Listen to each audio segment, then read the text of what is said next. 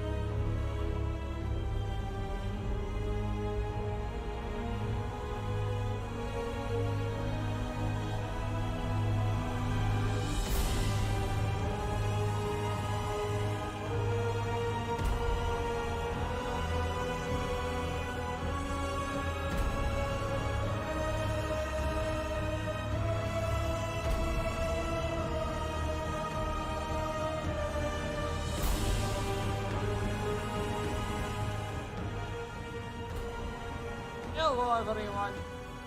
Hello. Mr. Deal is real. Hi.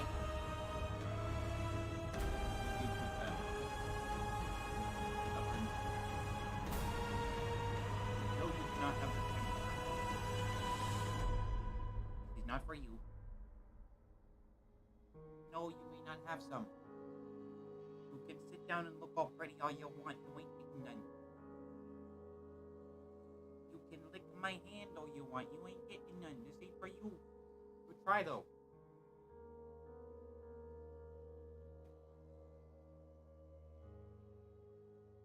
Alrighty. Is the road Hello, comrades. I wouldn't know. We'd have to talk. Pyro? How many rogues are in our party? Is it just me You are the in only main rogue. campaign? What? You are the only rogue. Dude, go for it. We can double rogue. We'll both be thieves. Oh no. What have I walked into? We're At least- talking about our characters. At least it ain't Aladdin the 40 Thieves. Welcome to 40. Pyro, I have the screen pulled up. I've not Now, seen that one. You I've only You've seen given me the the original ability to- Aladdin. pickle brain. I've only seen the original Aladdin, and and from what I've been told, Robin Williams does not return for any of the others. So No. they're unimportant.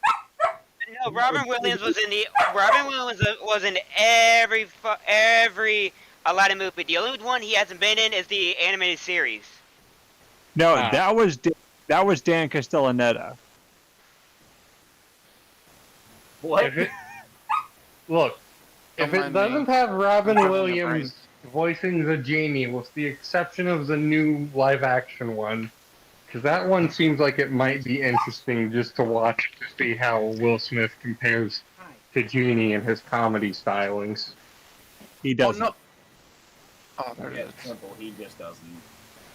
Alrighty. What?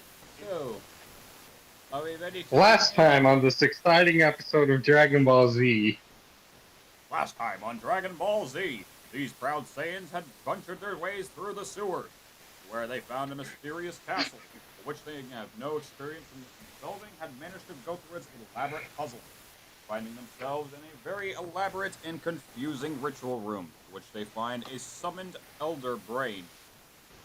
Upon defeating it, they learn that this mysterious force, Lavinia, has been trying to reach Azeroth in an attempt to ask it a few questions regarding her bloodline and potentially making a pact with this Elder God.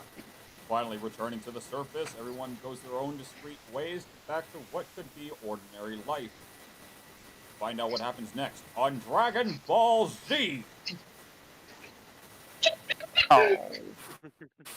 I think this is our best opening yet. Ever heard for a D&D campaign? Alright, And I come came on. up with that shit on the fly. No, you are not having me Also- say stir fry. Fuck off. I love it. Also, No, I'd like to point out, Greg might as well be a Saiyan because he does have different stages of power. Just don't scream for like 12 minutes, please. No, we're gonna do that next Just time had it. Greg summons the spirit of his family. No, that would just be the entire stream. Then the next, Just 3 hours of screaming. yeah, that's the Dragon Ball meme. They just stand there and scream for 5 episodes, only to whiff against each other in the next episode, in the 6th. 3 episodes of charging. Pyro, is the mic level good right now where it's at, or could it be like higher level? I turned you up a little bit because you are a wee bit on the quiet side. Just a wee bit. Alright, I can turn it up. 'Cause I did turn it down originally. So, Damn. Right about there, good? yeah, that sounds good. Alright. Beautiful. So, with that being said, at this current point in time, we're all on the surface of the city. Cynthius and Brianol had gone to the inn for cover. Lavinia and the Grubbery had gone to the same inn but to feed. And Greg and Minea are just chilling about in the forgery as Greg goes back to work trying to make a coin. And Tone is just So playing with Lavinia his brain. Lavinia went there to eat Yeah. cornflakes. Brain. Even though she technically doesn't plate. So, in other words, she went there to eat and then enter into a trance-like state. Alright.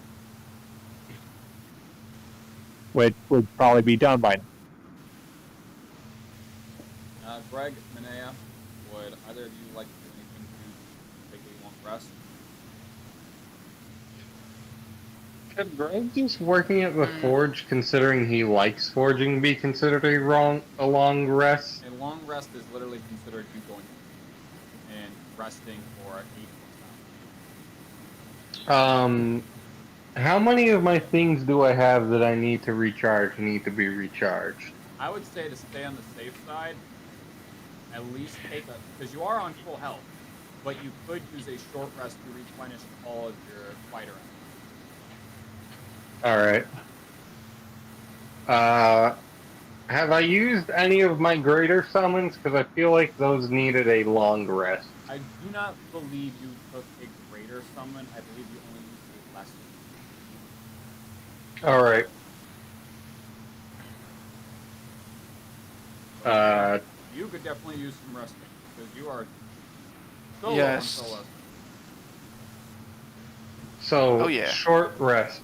How does that work? Is that just like Greg chills doing whatever? For like 20 minutes, yeah. So, Greg is going to just continue forging. That wouldn't be considered resting, just due to the laws of mechanics. I understand your reasoning. Damn it. Because technically building a PC would be me chilling as well, but the mechanics of D&D say no. But you could go to the inn and like have a meal, and that would also be considered a short rest. Greg's going to finish his current sword, then go get some lunch because he's hungry from kicking ass in the dungeon. I mean, at this point in time, it'd probably be around like 4 or 5 o'clock in mortal time. So it would be right on the merge between lunch and dinner. All right. Yeah, no, Greg's gonna finish the weapon he's working on or whatever he's working on, then go to the inn and get something to eat.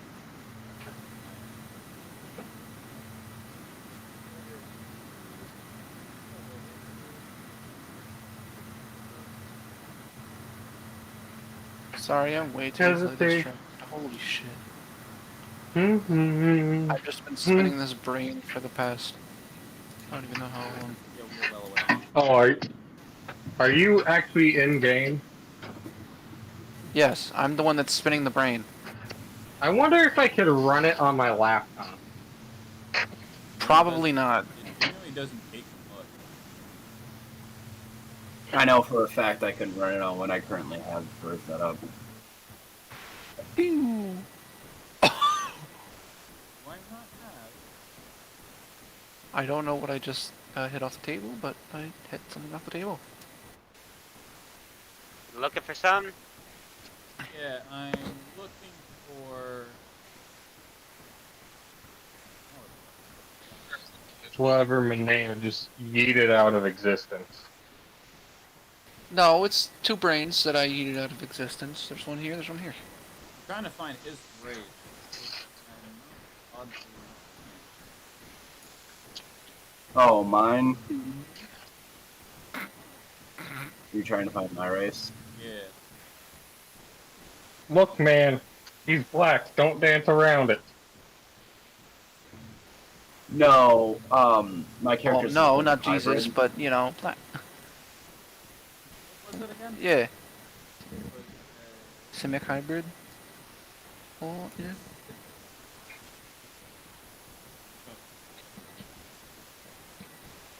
It was Mexican. That's what I ordered.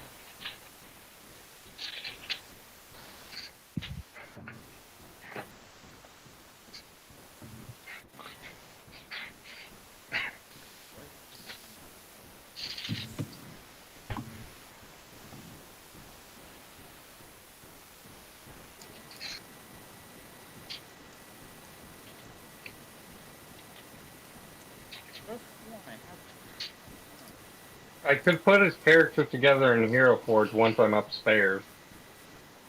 I mean, if you want to do that, sure. For now, what I will do. Oh, send me a description of your character. I will. Text me a description of your character. I'm not going to remember it if you tell me. Oh, I'll do you one better. I'll send you a picture. All right. Go and search this one. Oh. So.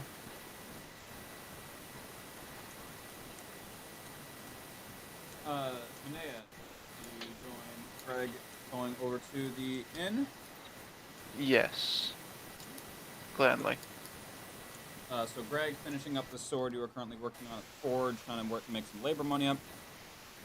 You acquire 10 soul gold, Money.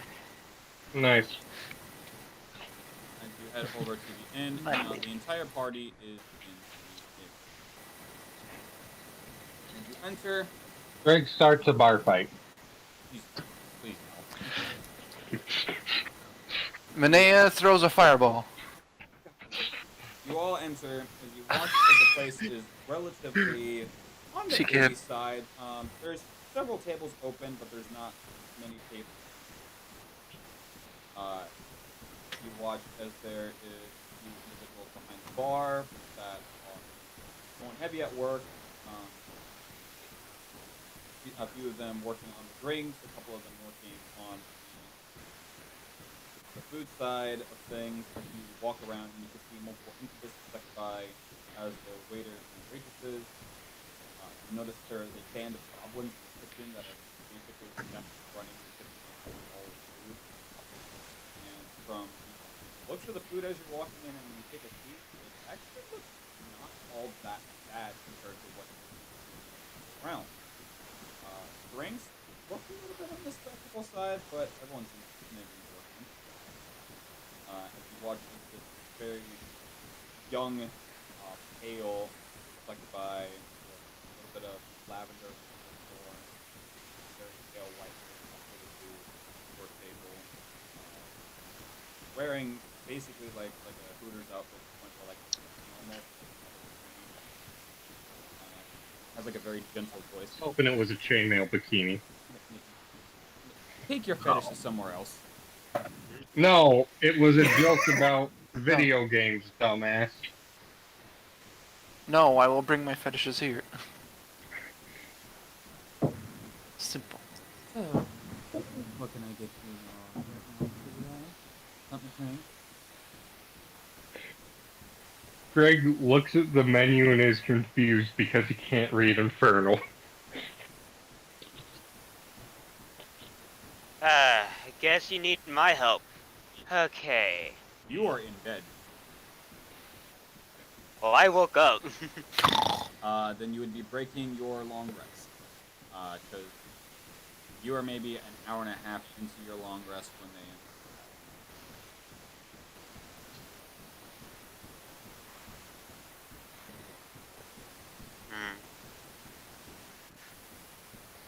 Mimir, you can read Infernal, right? Yes, I can, but I am very tired. What do you need? Make it quick. What does this say? Greg points to a random item on the menu. I looked down at the menu where he pointed at. What does it say? Roll it. DM says roll a d20 for what's on the menu. No, I'm sending you Oh, nice. Okay, well, this one is, well, locally produced white wine, bit raisiny. Glass price is about 8 silver pieces, 2 copper pieces. For a full bottle, it's gonna be like 2 gold. Some red wines. Lots of alcohol. Any whiskey? Lots of liquor. Yeah, I can see one. And corn whiskey. You looking for a shot or a bottle? How much is bottle? Around 2 gold, 8 silver. That is not bad. I personally don't drink, but yeah, sure. Doesn't sound too bad. They don't have much They in way of in way of food. meals. And the succubus look down at you. Oh, let me guess. Nothing around here. No, we came to join Grickus' army. We are looking for General. No? A little bit. As you watch this, she takes 2 of her fingers, the middle index on her left hand, and flicks it down at the menu in front of you. As you watch as it kind of hises right in front of your eyes to where it is a language you understand as your.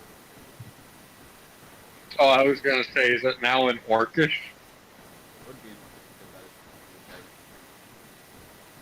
is Manea just goes Alright. ahead, pats his shoulder. There you go. Can No, you no, I send don't have me to a translate for picture of the menu? I'll take a screenshot of my screen of what he sent me and send it to you. No, I'll just direct copy the message. I already did. Oh, okay, never mind. He can do it. That's a good idea.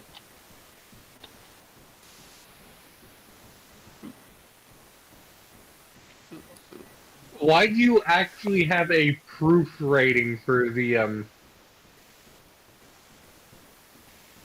Thorough. drinks? Why Do you have wouldn't anything that's I? akin to motor oil? What about motor Do you oil? Do you have anything that's akin to motor oil? I need 95% with a chaser, obviously. Why are you suddenly Bender? No. I'm not. Oh yeah, there's a full-blown menu for you. If I was Bender, I'd be drinking like 99%.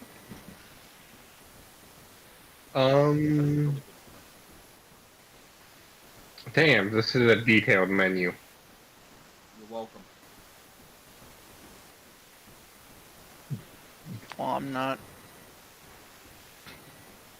They will have the roasted rabbit along with the hacked potato skins and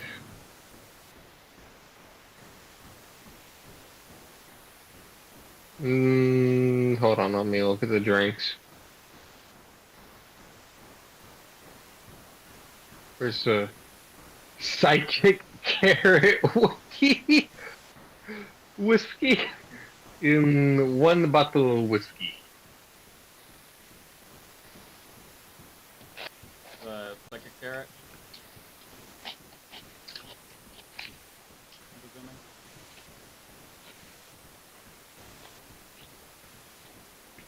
Sorry. Yes.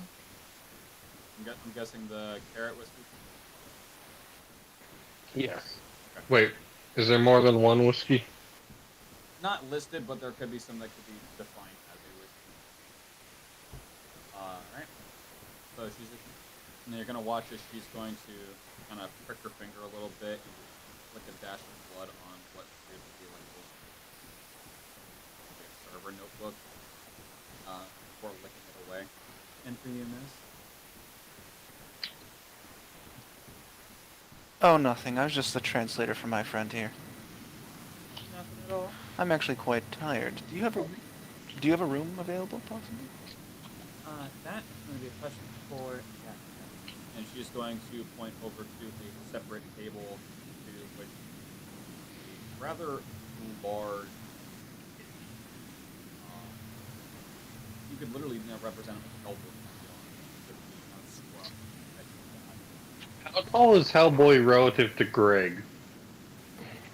It's not literally Hellboy, but How the way tall his is- scruff, like his beard is made out.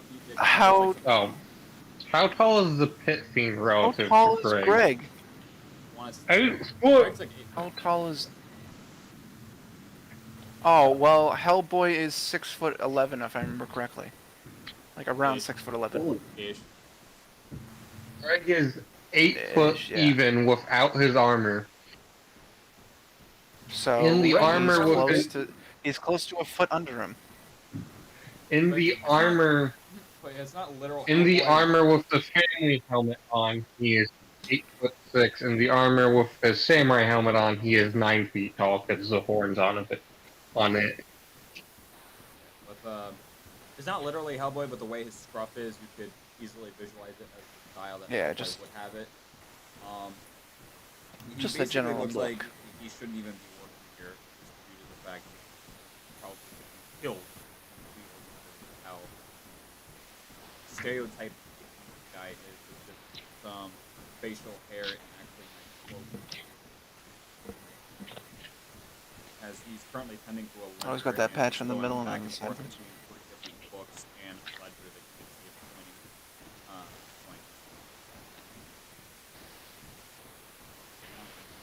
pointing. Okay. She goes ahead, she's just like, okay, Greg, make sure don't get yourself hurt. I'm gonna go to bed. She gets up from the chair that she was at and walks on over. Hello, sir. Do you by any chance have a room? He's gonna just look up to you and slap a bone in his spine. Shoves it to the side and keeps that open. Look before you can fancy there, darling. No, anything will do. Alright. got twin bed, full-size, studio room. Which one do you want? Twin sized. Why not? Alright. How long? Make a couple notes before then. Only the night. Well, I got her name.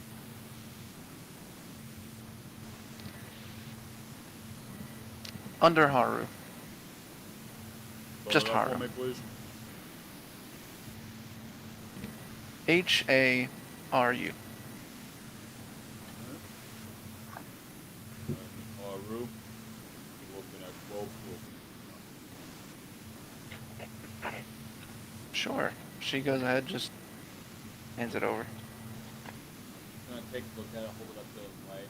I'm gonna take a light of it as it see the bangs kind of print on it. Right. Scoop it into his hand before dumping it. Maybe out. Counter himself. Reaching behind, take a look at what maybe 4 inches long. I'm gonna go ahead and go up those stairs. The second floor, 4th door on your left. Thank you, sir. Really, you have a good night now. And you too, sir. As she then follows his directions up the stairs and 4th door on the left.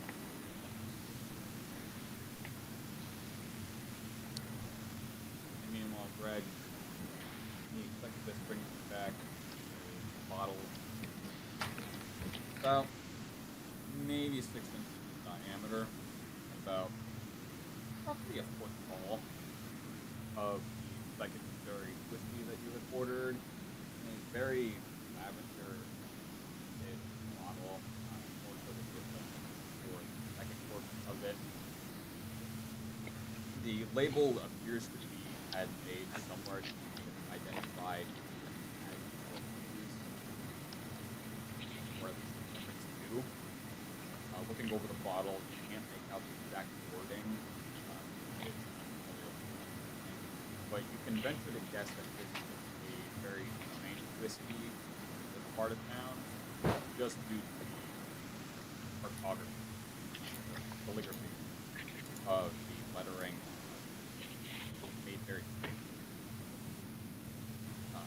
Also, society.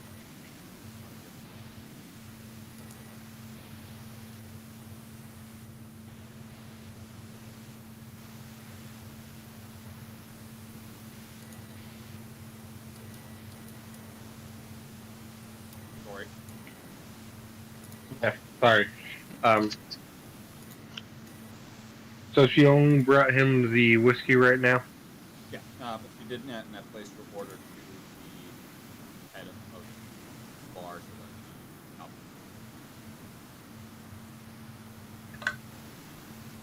that Thank you. It was a little beyond for the moment. Whistle on it. Never. Greg can't whistle. He looks down Don't like, worry, Greg, "Shit, me I'll too." never get her I can't. attention now. How will I ever get the chick?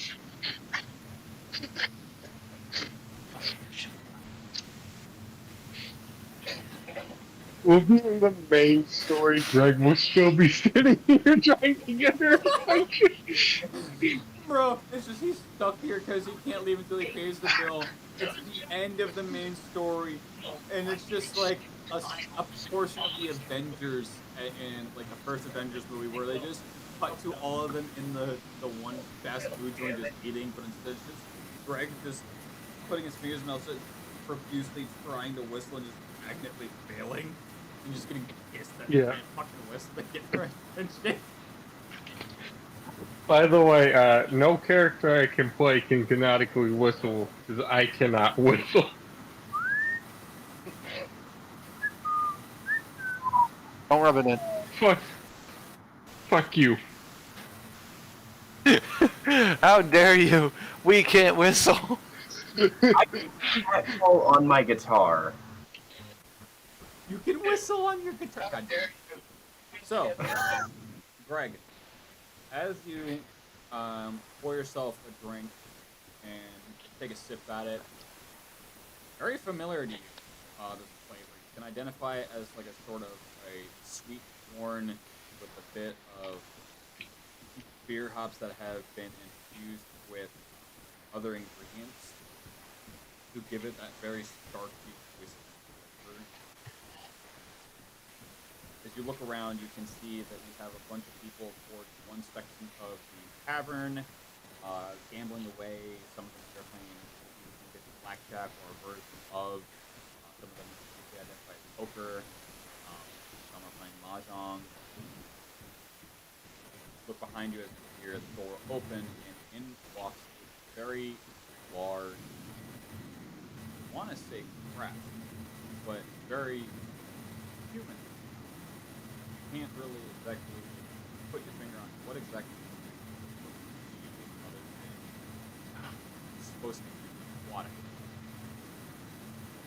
Crab people. No way.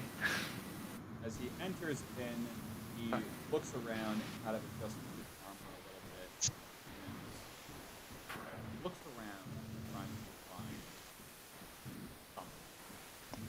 Braxton, would you like to introduce your character?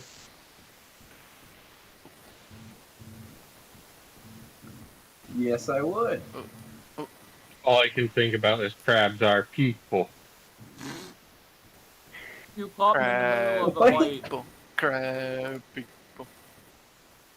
You pop in the Crabs middle of the are bite. people. Looks like Crabs are crab. people. Look like Braxton, go ahead and describe your character. look like crab. Act like people. Oh no, not. I wasn't thinking of crab people from Nice and South Park. I was thinking of the fucking. Alright, hold on. Go ahead. I had sent Victoria actually a picture of my character, but my character Would you like to is describe about it for the stream? sure. He's about like What if 6 I foot something. describe it? Also, you didn't send it. One. It did, you Alright. forgot to hit send. What if I described her character? No, it's alright. I want to hear from him. Oh, I that's apparently did forget to send. just kind of be He funnier. is about decently muscular. Short black hair on top. Has some resemblance to a shark, I guess I could say.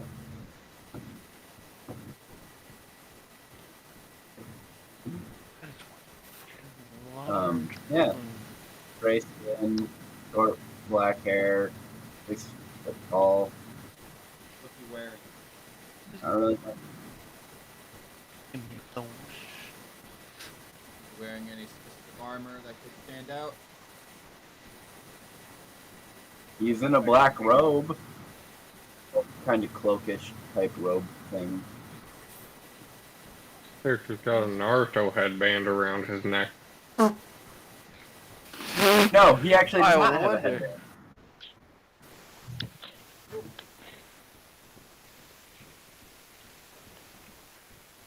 Where'd it go? You were telling me that's not a Naruto headband? No, this character is 100% based off of a character in Naruto, but I decided. Did you to send me an not- image of the character in Naruto but with his colors fucked up? Kind of. So, you are in the inn, Mr. Braxton. As you can look around, you see the Incubus inspected by waiter and waitresses. You see that there are several tables wide open. A particular table that simply has an individual, very, very tall, several feet taller than you, appears to be wearing samurai armor with multiple swords, both on his sides and on his back. The two on his back appearing to be glimmering a little bit, easily can be identified as some sword. But there's a singular sword between those on his back, made of what can be identified as being that you are relative to this town for the past couple of days, identify that maybe purchase history, political forgeries, or some of the town nearby. At this point, you have free reign to do as you wish. I am going to just go stand outside for a little bit. You will enter in, look around, see nothing of real interest for you. Enter the tavern.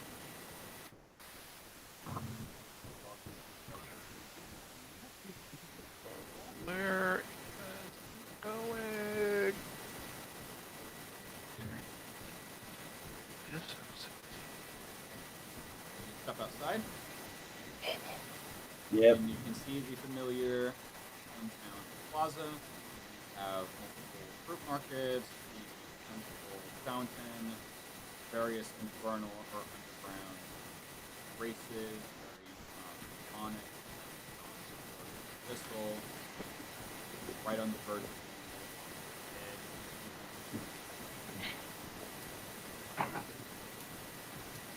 I'm gonna go sit by the fountain. I love how there's just a doggo in the background of the screen.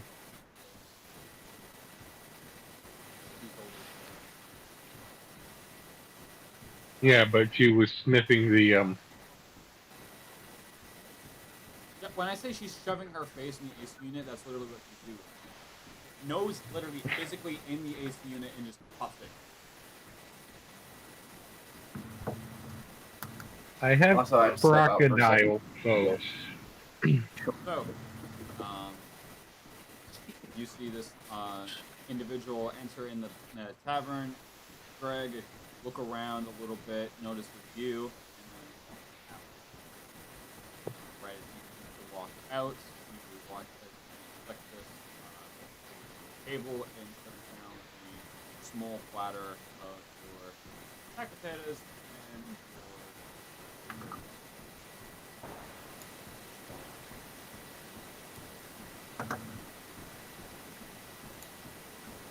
Alright. He's just going to, with a semi-confused look on his face, take off the face mask and his helmet and begin eating his potatoes. Sir, you can't do that here. Mask on. I'm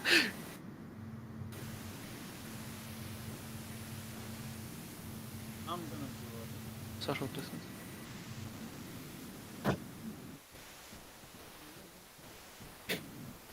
Potato in the cabinet. So as you begin to go ahead and begin to eat your potato skins, definitely having the taste of some sort of very thick yet tender meat.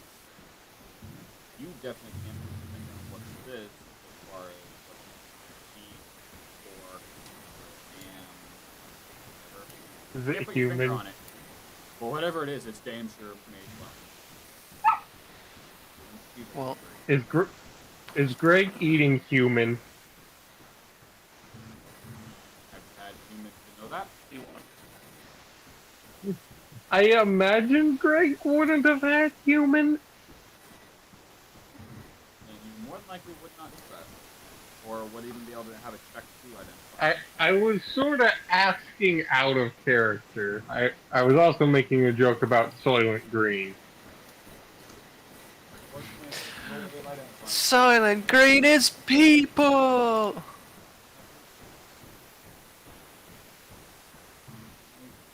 Yeah, can... Wait. Might sound a bit weird. Are you going to play Soylent Green as people?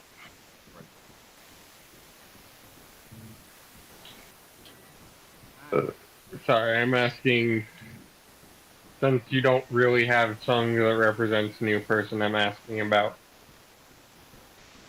character. So, Oh no. after about 6 or 7 of these cases down, are multiple cases cut in half. So 7, that's a lot of potatoes. 4 potatoes. That will be 8. Oh no, wait, he has 1 on the fork. Yes. You get down to about that much, and you watch as two of the members in the poker table kind of stand up to the opposite side of the room and begin talking to a cloaked figure wearing a robe, discussing something. The dealer at said poker table has a little bit of a concerned face, shaking his head.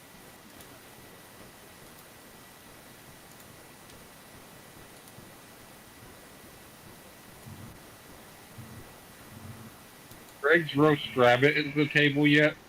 Oh, it's at the table. It came with the potato. Okay.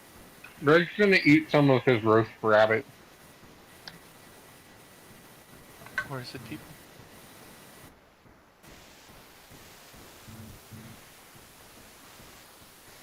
The asparagus definitely wasn't cooked long enough for what you are used to in town, and the pasta was a little bit overdone, but the rabbit itself is very much right on.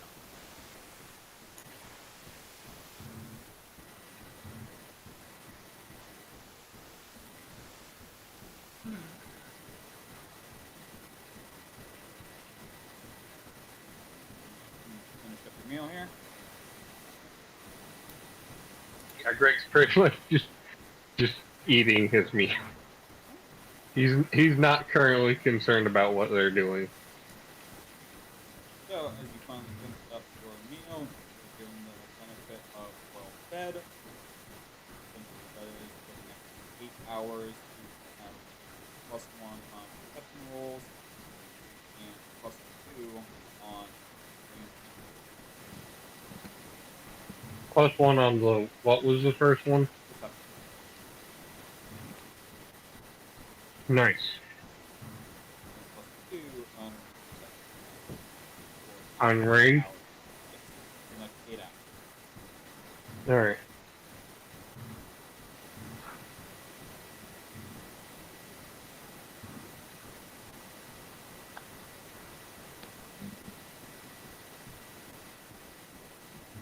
And to order anything else here, or all the bill? Greg's gonna call the bill and also he bought the whiskey's his, right? Paid for the bottle. Yeah, oh yeah. Sorry, brain dead, turned off. Well, you drink. Greg's going to put probably about half the bottle back into his bag.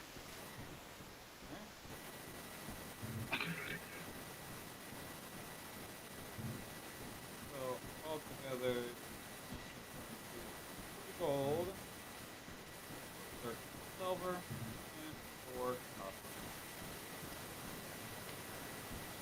Well, not me. But did Greg whistle for the bill? No, Greg waved for like 5 minutes. How many gold? 2 gold, 13 silver, 4 copper would be the total bill. As Succubus does notices you and walks over and How many like, copper? 4. 4? Okay. How many silver? 13. Alright, hold on. I need to do a little bit of math.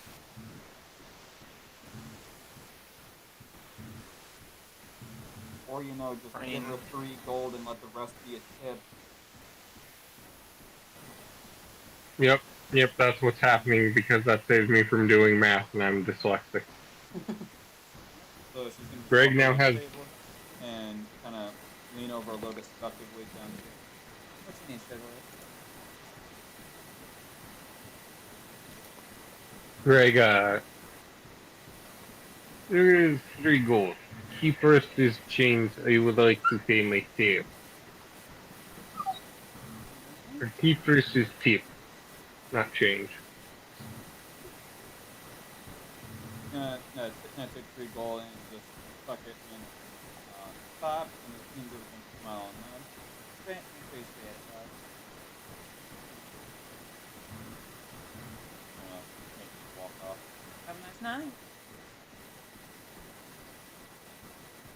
Greg nods and puts back his helmet and face gear.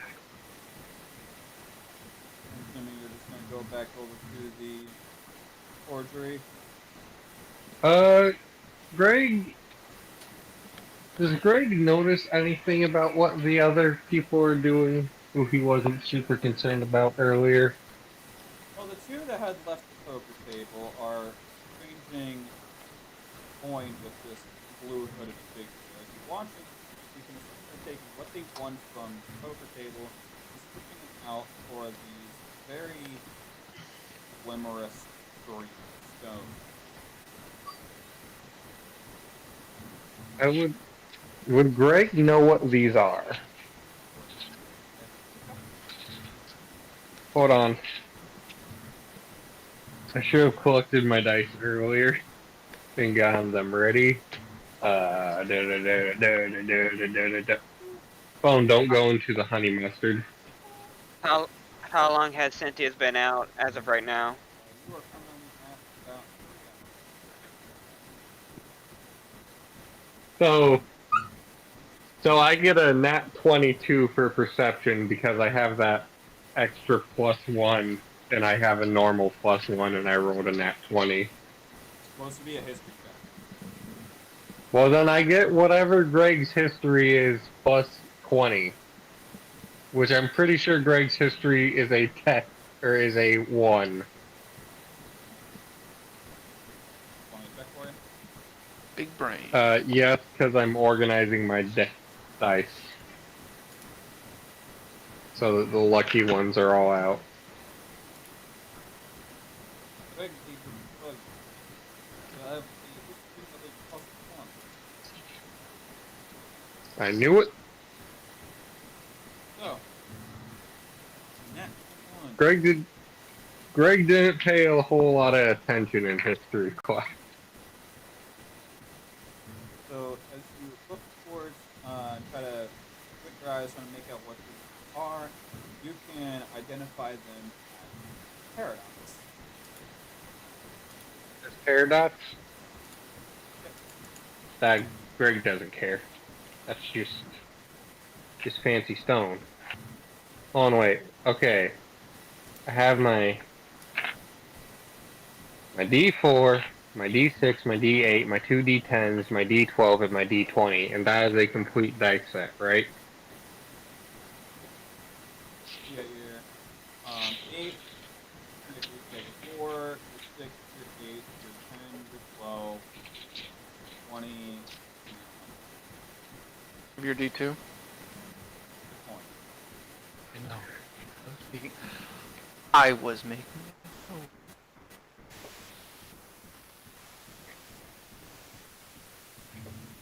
Anything else Greg wishes to do before heading back to the paperwork?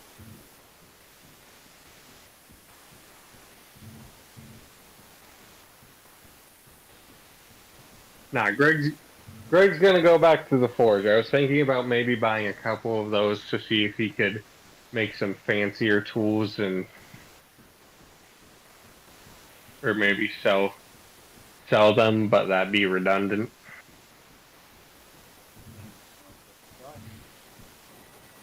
Yeah.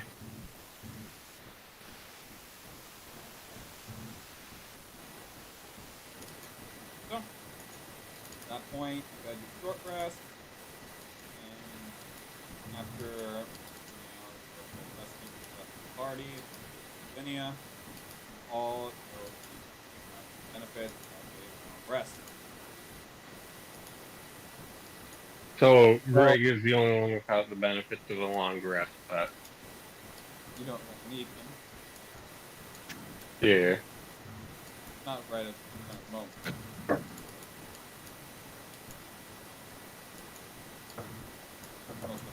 What was your I'm back. updated health? Welcome back, Commodore. What'd you say? What is your updated health? Updated health. Oh Did you have Did to I put roll the- out your health for your level up? Did I put it down for it? I should have. Right now, Uh, it's 60. oh, yeah. Hold on. Manea is at 69 actually. And Yeah.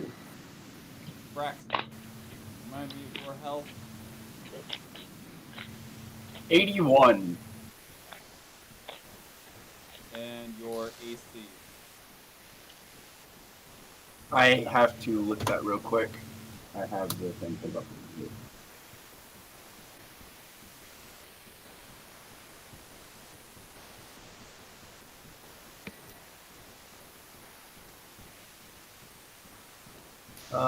AC is 16. So, Braxton, as you are currently just leaning against the fountain and just pondering on your thoughts, you watch as the samurai figure walk out, pass by you, as you both exchange looks for a brief second, and watch the head back down towards the lower section of the district and towards the airport.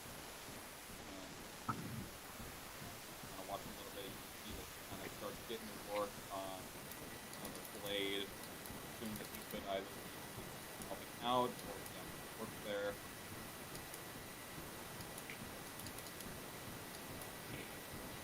At this point, Greg pretty much works there. And in the time that it was when you were starting your work to everything wakes up from a long rest.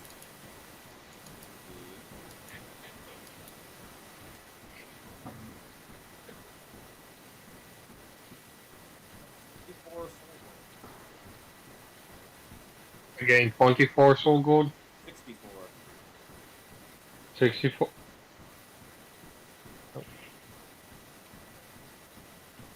Last time I got 10. So you were working on one sword. Sword usually doesn't take 5 hours. Yeah, especially with your proficiency. Mechanical expertise, but expertise is knowing how to work with the blade. Help child.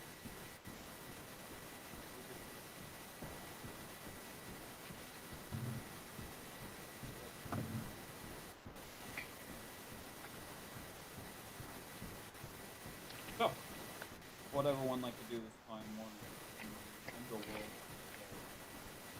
Underworld. Cynthia is first gonna get up, stretch, and he just looks right at the foot of the bed just to see Coco still asleep, and he's just like, "You had a you had a tough battle. You almost last time. You probably don't even know about it." And he just starts petting him. I'm gonna have you make me a Constitution save. Actually, no, not a save. It's a check.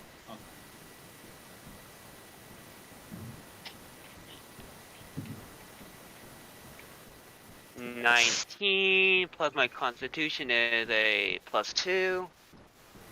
After all the shit you've been through, that was a well-needed rest, and you actually feel pretty. Yeah, just Cynthia just looks at Coco. Hi. Just sees Coco at the foot of the bed and just talks to him and then just pets him to wake him up to get that it's time for to start the day. And then Cynthia's still semi half awake. Just walks down the stairs and just glances at the bar area and then he sees these one of the waitresses, the succubus, and just sits down like, "I would like to have something that would perk me up for the day that ain't alcoholic." And one of them is going to kind of lean down and like, no.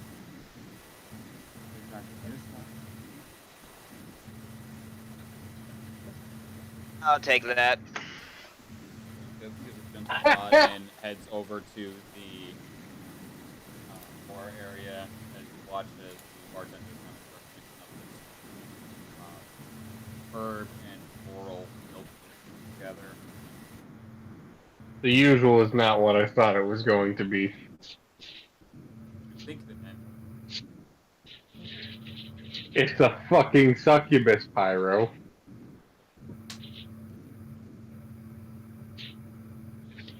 Cynthia's usual is not is the literally the first drink that he had the last time he was here, and they actually just remembered and it's just a non-alcoholic fruit drink. Well, this one is I more forgot. of a lavender, like a lavender floral type milk drink. I forgot Cynthius has been here before, but also I was thinking the usual would be head because it's a succubus. Oh god. But Can you I- blame me? you're gonna laugh, DM, because of what I'm gonna say, because of the succubus and all that. I honestly don't know the name of the. No, I don't know the name of this of the succubus. I'm just gonna make up one. So he's just gonna go. Been busy, Crystal. cat. I was gonna say, been busy, Catherine. Go ahead. Give the stupidest, most. Oh, DM. I can't unsee I- it. What? Catherine working in the tavern. In Oh, reference to the jeez. shirt I'm wearing from the game. Fucking Christ. Also, Wait, I feel like well, no. I I feel mean, like again- this for future. I mean, it can be a different name. I was just saying that. Well, For future Catherine in reference, the let's game give is a all succubus. succubus. She's like, can I help you, child? What do you want? Besides being a pain in my ass. Like, what the fuck? Why did you become Shaggy? So I guess her name's gonna be Catherine from now on. It's fucking canon, I guess. This particular one. Just this one. Also, Bonus points I if you wanna- can remember. I want But- to say for the future, let's give all succubus stripper names. Candy. Okay, so that one's Candy, that one's Destiny. Crystal, that one's Sherry. My Sharona. It's not a So- stripper name. So, Lavinia is probably talking, And like, there's whispers coming from Lavinia's room. That one's Venus. So- But Cynthia's is just gonna be like arms on the at the bar top, just like been busy, Catherine. Yeah. Ups and downs. Not too much. Nice name. Though. Samurai one. Sure it was. Which ups and downs? Oh, you're talking about Greg. Yeah, he can be a handful. And by the way, he's still half awake, but talking about this. I wouldn't know if he's a handful or not. I was simply his waitress. Just believe me, if you start getting on him, he is a handful. Why would I be coming on him? You know my type by now. Yeah, I Oh, know. Women. Oh, you know So, yeah, By the there's way, where's that guy that was here the last time that gave me this note? And since he just goes into his bag and just slides the note that the last bartender gave him. Yeah, mascot, no, he went off in some search app.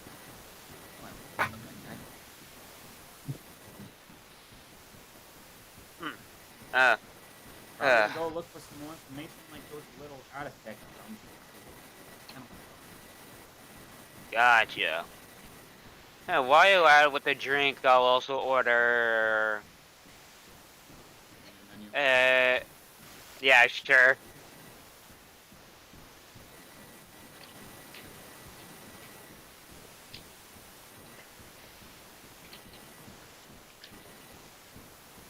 Sometimes I forget the rest of the world doesn't know that Greg's not a samurai. He just has samurai armor.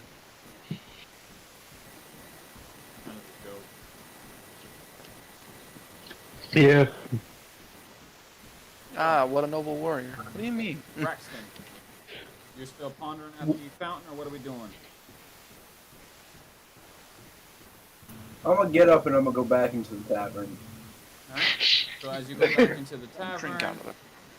as you have been pondering and kind of drifted asleep for a little bit, you see Yes. that it's rather on the quiet side this particular morning. There's not too many people in. There's like a table here and there that are filled. You have a individual at the bar speaking with one of the waitresses that appears to attend the bar. She appears to be one of 3 workers there rather than the 9.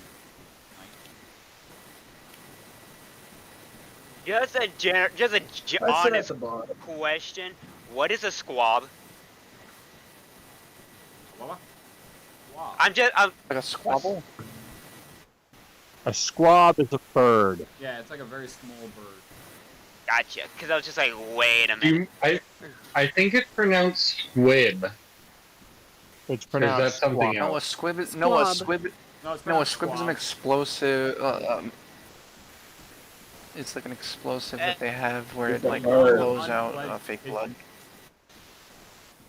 Since he's just gonna look at the the menus, so like half asleep, half awake, and she's like, screw it, I'll take the jerky strips.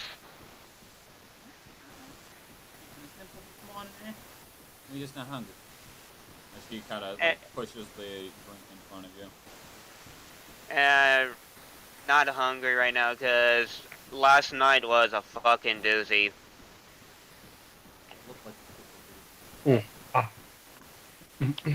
Braxton. Yeah. What are we doing while you're walking in? The particular individual is interacting with the waitress at the front bar. What time is it currently? Am I doing anything right now? We'll get you in the Adventure time! probably roughly maybe 5, 6 o'clock. I walk up to the bar. You sit down. So, Cynthia, as you're Look at the barkeep. speaking with Catherine, you watch as this shark-like humanoid sits about 2 seats from you. But Cynthia's just gonna drink, and he hears first, and he just looks, and he's like, and he just rubs his eyes for a second, like, am I seeing this shit? He just looks at his drink like, did you spike my shit? Like me too? No, I'm I just look hoping- over at him and I'm like, I'm a real thing. Okay, he just puts his glass down, and it's just like, name's Cynthius. And Coco's just, oh goddammit, where the hell is he gone? As you watch as this griffin, like, it's drunk off its ass, is just hobbling, like, down the stairs, actually falls down a couple of them, rolling into the actual bar area before just kind of crawling under Cynthia's chair. Drunken birds. Love it. Not Not actually drunken, but, like, still half asleep. groggy, that's what you want to put it. Still halfway dead. Count. What? He'll I- die 2 seconds. Somebody at And yeah, that's that what I is. want.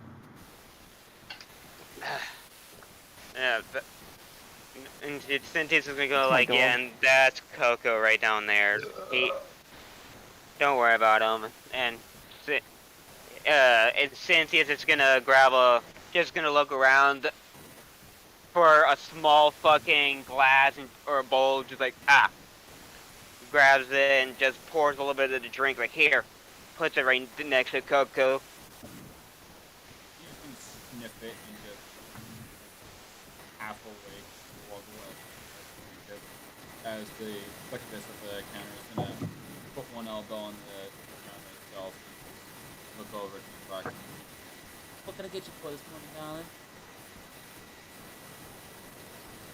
Something tall and strong, preferably. Something strong. Okay. got about like 12 of those.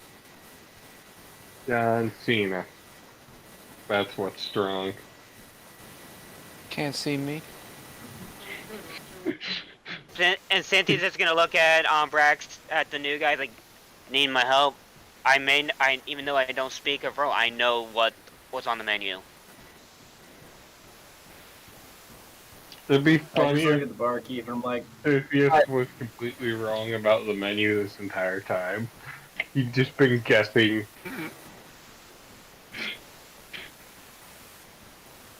But what was Yeah, that? we have a roasted squid.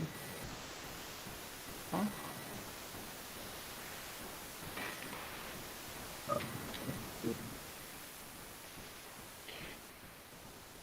oh, that's a lot of stuff. Again, I have like 12 of it. Looks at the menu. Oh.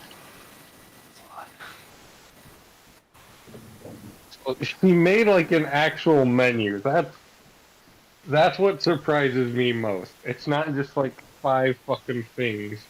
It's like an actual Well, like hometown diner Pyro is menu. dedicated. Pyro is very dedicated. So, like, okay, here's Coco. Oh fuck, where did he go? Because Cynthia that thought good? he. No, because Cynthia thought he actually came down with him. But right now Cynthia's just I'll gonna take just sit down, drink his drink, and probably eat the strips if they came out. Right, it's jerky. They probably just have it in a box. Braxton, what are you grabbing? The concussive crossbow rum. What? Why are the names of these alcohols so great? You're welcome. As she kinda gives a gentle nod and you watch as she grabs several variety of more and actual thing of really, really strong rum as she pops the top of it and you can smell pure alcohol level. It is 80 proof. As she can mix in a bunch of these. Isn't 80 proof a lethal amount of alcohol? Unless you water it down. Nope, or you can dilute drink it. up. You can drink up to 95 proof. And Cynthia's just, while Fun drinking, Cynthia's just gonna go, Drink at 94 proof without God. a diluter. damn, that's strong.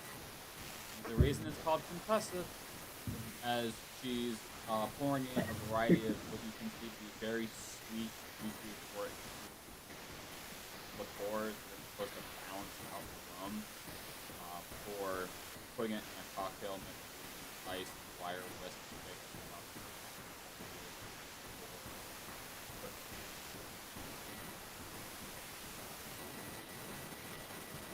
Yeah, it makes sense.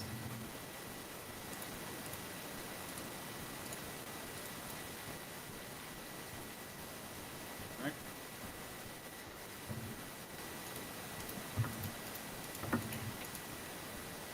What was that?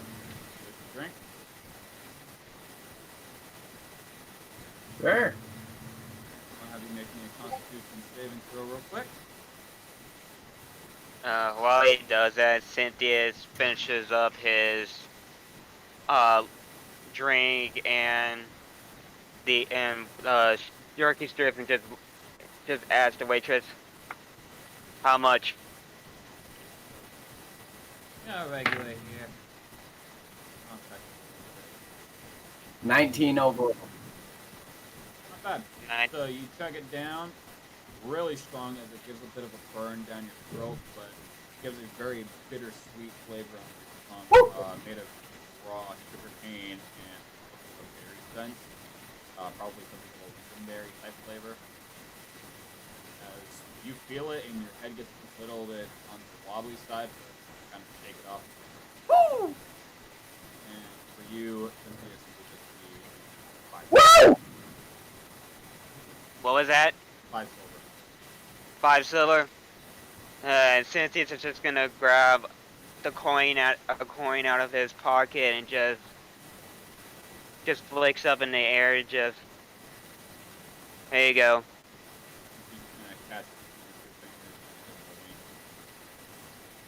Yeah. Lavinia, And what So are you doing this morning? there's some whispering coming from her room, and she's basically using the mirror as a portal to talk to her followers. Okay. Because she is very curious as to who would be so suicidal as to take an elder brain out. I'm gonna shut up now. As, uh, to your surprise, the collection of your followers and loyalty are as surprised as you. So she's like, I want to know who, and because that was not part of the plan. Go ahead and make me an insight check.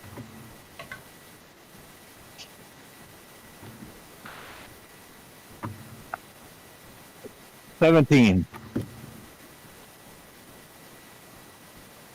From the collection of loyalties you see on your screen, quote unquote,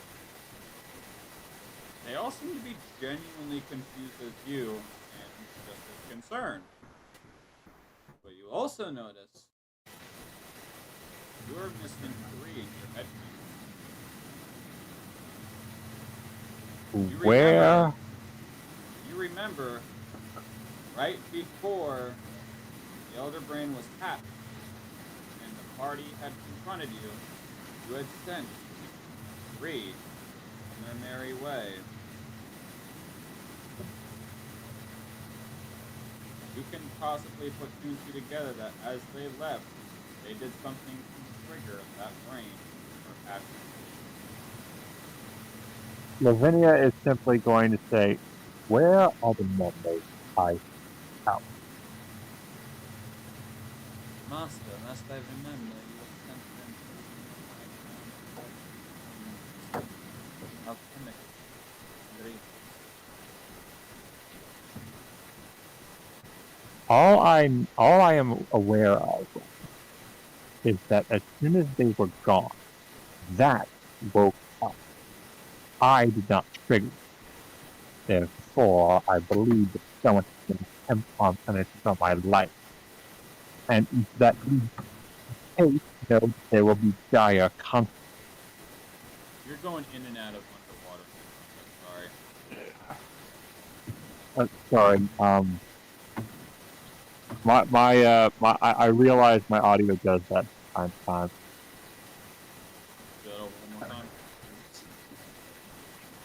I realize my audio does that from time to time. No, what you said originally with your little monologue. Well, he said, if I find out that an attempt was made on my life, know that there will be dire consequences on those responsible. Master, just so you know, that things continue one of these 3. He's handled. But I fear there might be a traitor from the north. How do you say? Espionage? Going within our circles. Well, Kind of if that is the case, I suggest that you find out who is responsible. And when you do, well, there are worse things than death. That I can assure you. Make sure they are aware of it. one of them kind of holds up their finger as a little light spark comes off of it, like looks at my eyebrows, very attitude.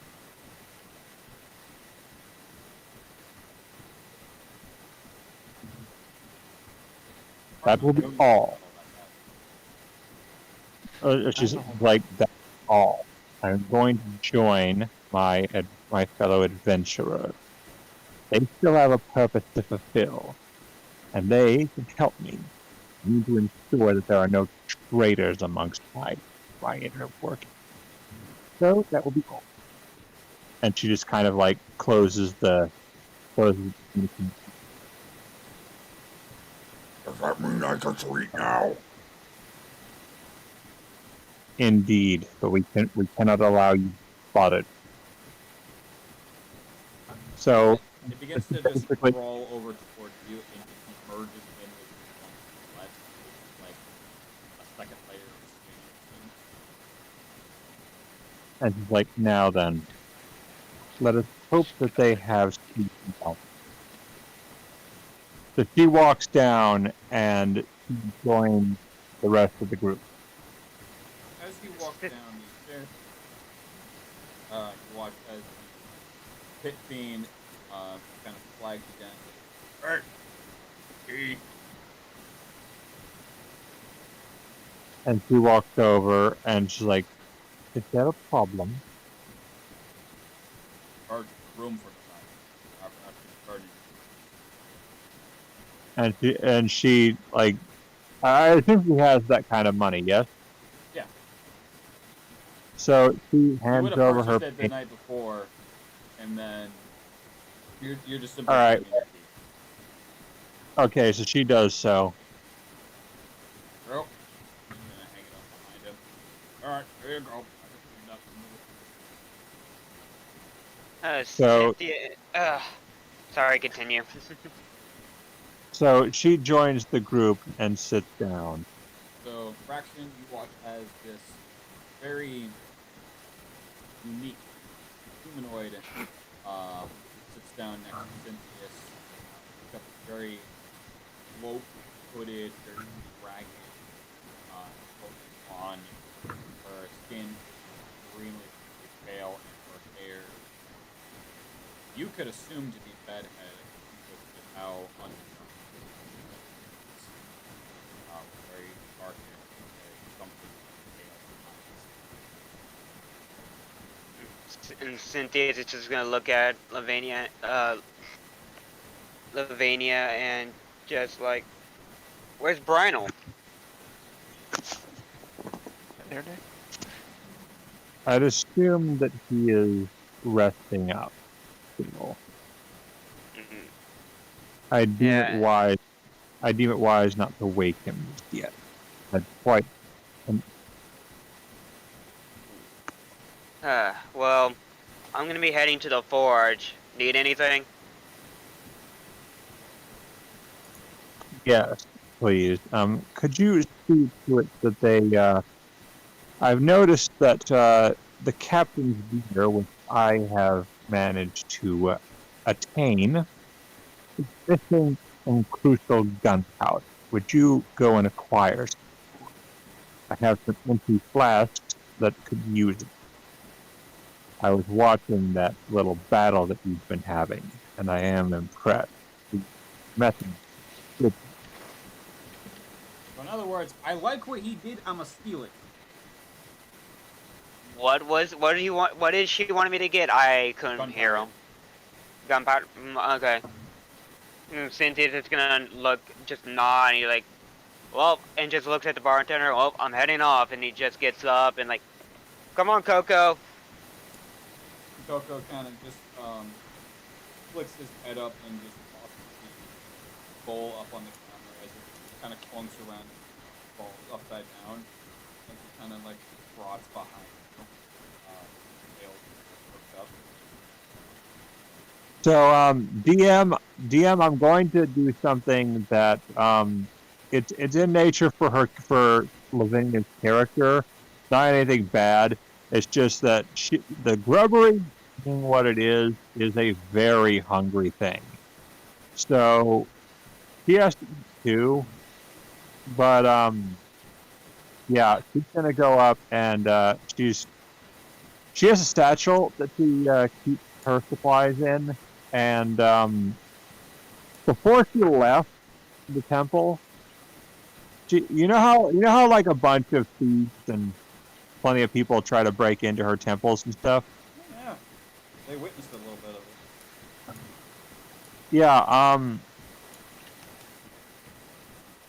Yeah, she's taken the majority of the treasure that people have on them when they break into her tombs and stuff. So yeah, she's got quite a bit of money. On the menu. Yeah. Now everyone has a copy of the menu. Actually, Oh, yeah. Yeah, it changes for every single, you know, time that he sends it. Meal. Yeah, each meal time it changes. But as Cynthia walks out the door, he's just gonna look around, breathe in a big breath, and just like, ah. Hopefully today is a lot better than last night. And then Also, oh, sorry. he's just gonna head towards the forge. So, Manea. Every day is another day to serve my master. Waking up and So Lavinia orders the rotisserie cooked chicken and some braised beef. Okay. And she says, I'm quite content. I believe this will cover it. As Catherine kind of looks down at your coin, just gives it a semi-surprised look on her face. Pricks her finger and clicks a little bit on her notepad before tossing it to the band of goblins just kind of snaps at the paper and argues with you just to look at it and move over before they all go to their designated spots. Booga booga. I'm guessing that the staff is kind of wondering how someone like her could have such an appetite. No, it's just like, hey, it's my turn to read that menu. No, it's my turn to read. Fucking minions are like the fucking birds. Mine, mine, mine. That's literally the case. Imagine goblins just fighting over this one little slip of paper that's got your order on it. It's mine, mine, mine, mine, mine, mine, mine. Oh. And then a little bit later, Manea. Continue with you. oh yeah, Make me a constitution check. sure, why not? Dirty 20. So your arcane is definitely been refreshed. Mentally a little groggy. Physically refreshed, arcane refreshed, mentally.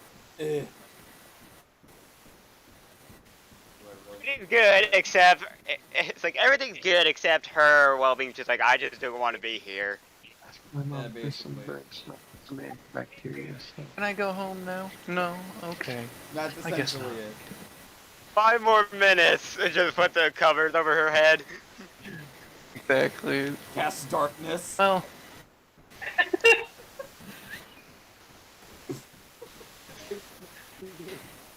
No, it's prestidigitation. Yeah, just so the lights will never be on.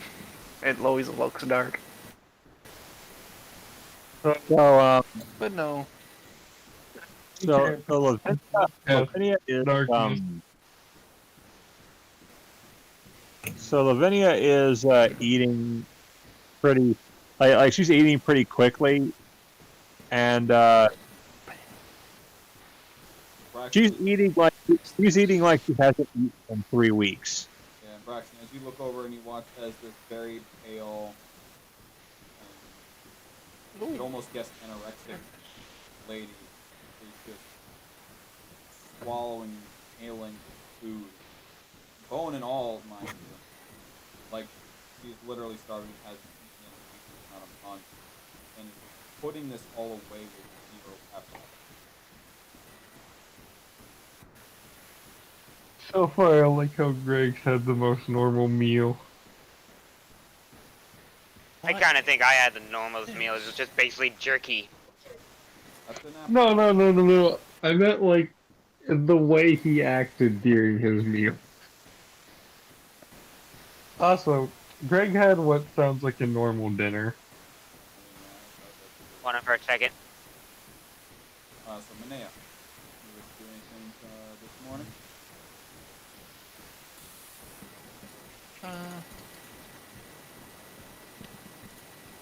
Just gonna do our usual, get dressed and all of that. You know. Probably just head on down the stairwell as well. Why not? So as you head down the stairwell, your kitchen kind of flag you down and key back. She goes ahead, hands over the key, almost. Puts it back on the wall and gives a gentle nod. As you see Lavinia at the bar with a very unusual humanoid. Dark, dark like features, and is very intently watching as Lavinia is just hacking down lots and lots of food unheard of. I'm surprised you a little. Well, the new person seems cool, but the rest of it I'm not going to touch with a 10-foot pole. Why not a 39.5-foot pole? Well, I only have 10 foot on standby. I only have a 10-foot on standby, but if you want, I could try to go find a 39.5. No, it'd be like, I only have the 10-foot, I'm making the other 19.5, or 29.5 just at somewhere else. Well, the 29.5 is how far away I'm going to stand from said people. But So-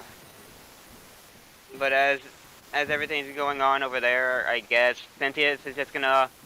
If Cynthia's at the fort, and he's just gonna go. Is there a blacksmith around? Greg and everyone else at the forge look up from their workwood. Fucking dumbass. They all say, "Oh, fucking dumbass." That wasn't Greg. They all say in unison. I guess that's Greg's voice mixed in with the other voices. Fucking dumbness. Do you really think you're going to go to the forgery here and not find the blacksmith? You got me. You got big man here. You got new guy there. You got old guy there. We all got hammers. We all got anvils. Do you fucking think any of us are a blacksmith? No, we're all working for your grandmother with our sewing kits. Yes, there's a fucking blacksmith here, you untainted swat. I just need someone who can make a really good crossbow. Well, I guess since we're all not blacksmiths, I guess we can't do anything. Cricket, okay. Yeah, none of us are blacksmiths, you fucking idiot. None of us can do anything. What the fuck kind of crossbow do you need?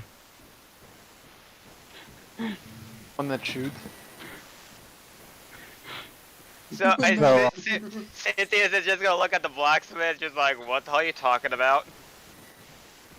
No, that's Greg that was talking to him. No, cause I was saying, well, I just need a blacksmith or a crossbow, and a really good crossbow, and all I heard was crickets. Like the blacksmith's like, what the fuck are you talking about? Yeah. You know, pew pew. So I guess you don't make anything archery-wise. You just make swords. Well, we make odds be alright. Because what the heck is a goddamn crossbow? Okay, just... And Cynthia's is just gonna talk to him about what it looks like. Okay, it looks like a gun, but instead of a barrel, it's a fucking bowhead. And... What the fuck is a gun, Cynthia? They don't exist yet. Wait, what do you mean they don't exist yet? What the hell's a gun? Last time I knew there is a gun in here, but it's not like an actual like firing thing, it's just a flintlock. Flintlocks don't exist yet. Pyro has stated himself. No, flintlocks exist. Blundergats don't exist. The hell's a blundergat? That's fucking shotgun. Wait, is it a... Yeah. Wait, You mean a blunderbuss? Basically a shotgun. Bigger... But Cynthia's is just... Okay. But Cynthia is just gonna talk to the blacksmith of what a crossbow looks like. It's like, okay, look, okay, it'll have it'll have a body of a flintlock, sort of, where the trigger, the top part is the bow, you pull it back, and you put a little arrow in there, and then pew. Oh, you mean the mechanical short bow? Okay. You guys call it crossbows up north? And Cynthia just is gonna have like this confused look, like, yes, I'll take one of those. And also, you guys carry gunpowder. You need gunpowder. You won't need that for crossbows. Nah, one of my group Like where you members. think, Cynthia, explosive bolts. I want to make them, so fuck off. No, I would like to make fireworks. But Thank you'll you. probably find it in an alchemist book. It will take the crazy thing. Okay, thank you. How long will the whatever you call it take? The mechanical short bow? What material you wanted to make them? Let's see. And Cynthia's just gonna look into his bag, and he's like, "What about this?" Pulls out a branch of poison wood. I guess we could bear it. And the fact that you're doing the supplying of the material. He kind of takes it and looks it over and inspects it.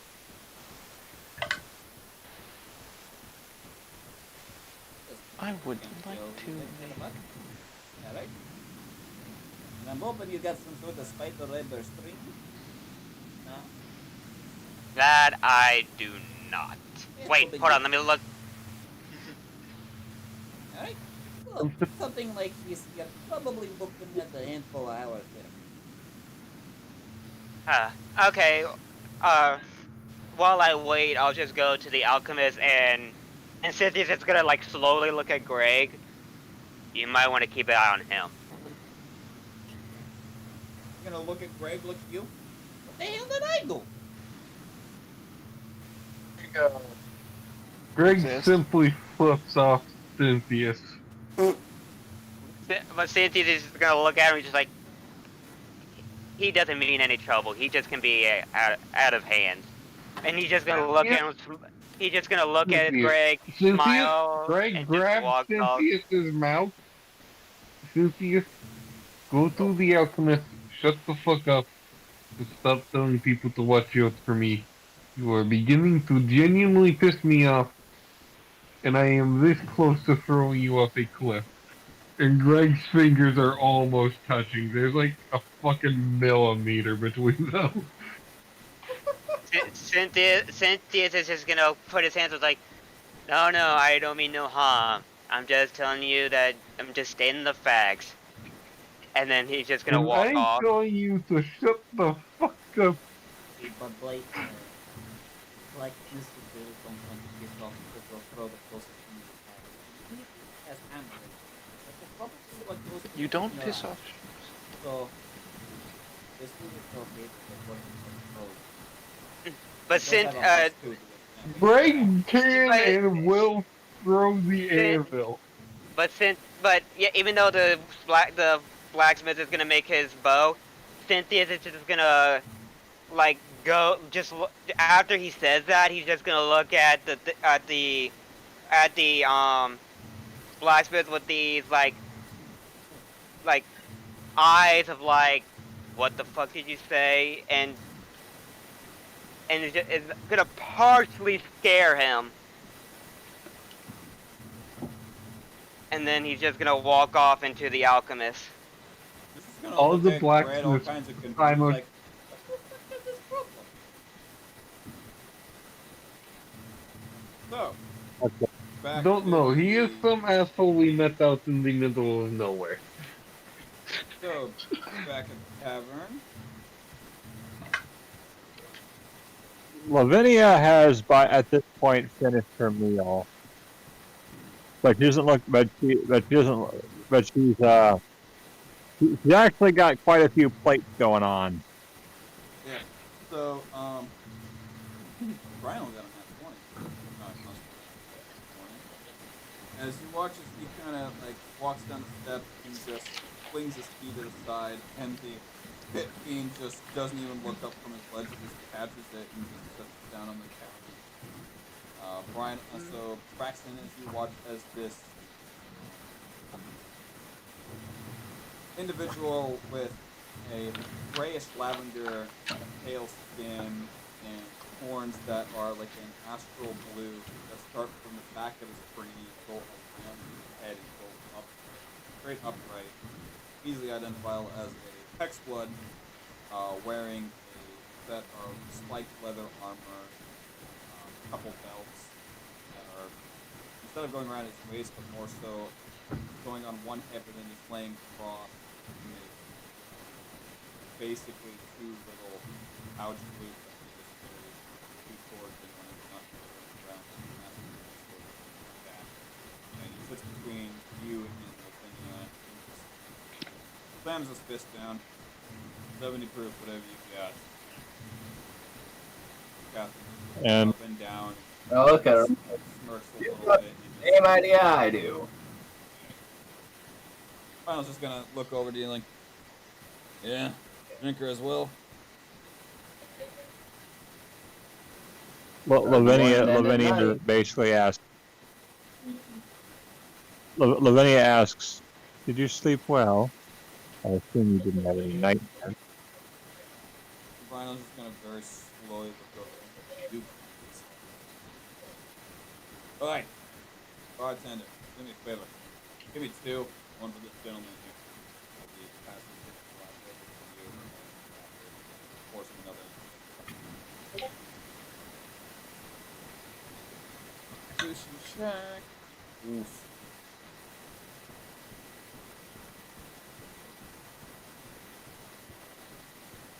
So Where yeah, no, Lavinia notices the new guy, and she gets up to go over to examine him.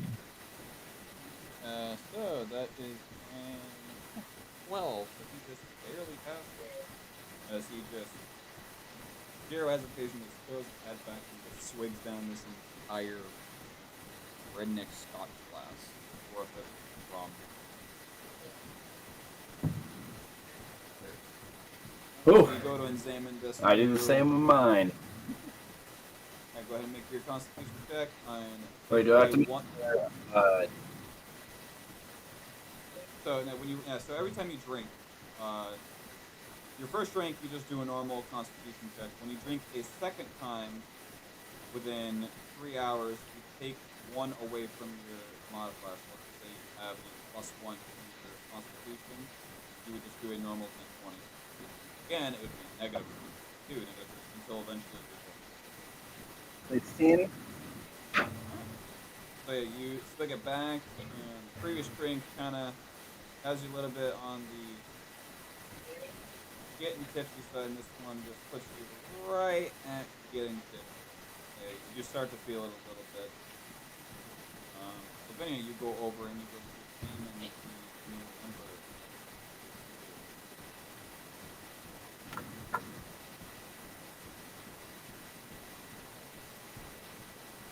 So Lavinia basically looks them over, and because they're sea life, something she is very familiar with, she simply says, DM. Can you add Greg's new whiskey to his bag? I forgot to add it, and I don't currently have access or have that pulled up while I'm making the dude. Go ahead.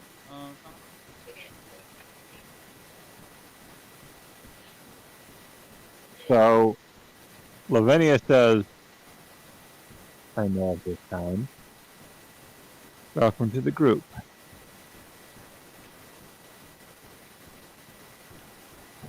She just says, "I know who you My are. character's bird. Glad to see you here."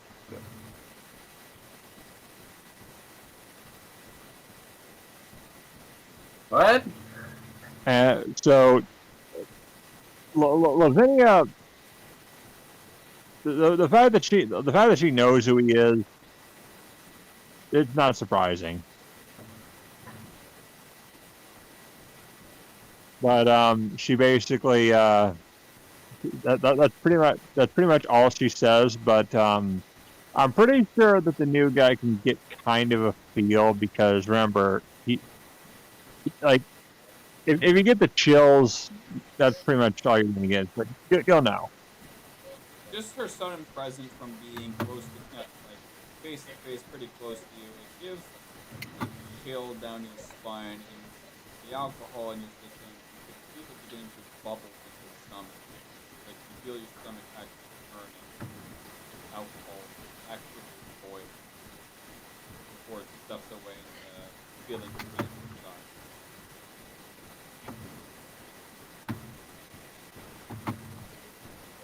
And you notice that although she's walking away, you can't actually see her feet. So the whole time it's Are like you? covering the Yeah. That's quite a And strange person. Indeed, I think so too. and she basically states, "I am going." She basically states that she worked up a frost during that battle. So what she's going to do is she's going to bathe, and she has one request and one request only: do not disturb.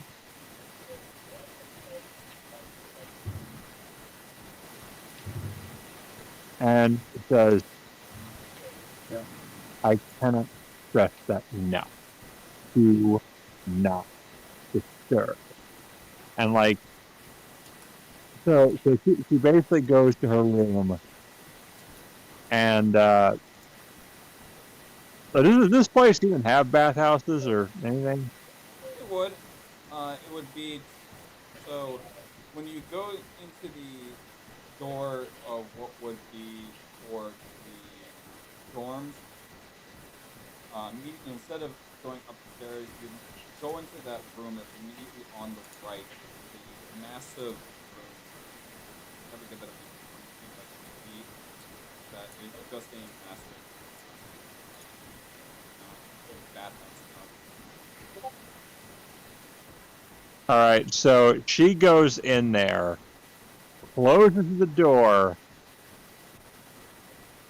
and Doesn't realize there's 20 other people in before revealing the monster within.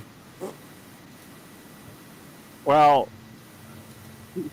is there anyone around? No, you would be the only one in there. Actually, it's too early for people to activate. All right, so at that point, she closes the door, makes sure it's closed and locked, and then removes her dress. So, And all you know is that, okay, who's the closest person who would be near the bathhouse? 15. Somehow Greg. Well, here's the thing with her. Although you don't know what's going on in that room right now, Lavinia has a strict privacy thing, but all they know is that they can probably smell something along the lines of the briny beef, a wet cocker spaniel boiling cabbage, dead mushrooms, and cheeseburger meat emanating from that room.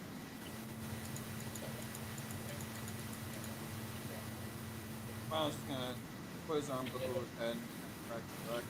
Oh, new guy. Ugh. What's your story? Rhino, who's new, says new guy to the newest guy. What's your story? My story? You're just casual living. No. Trying to figure out what happened to my parents and why they're dead.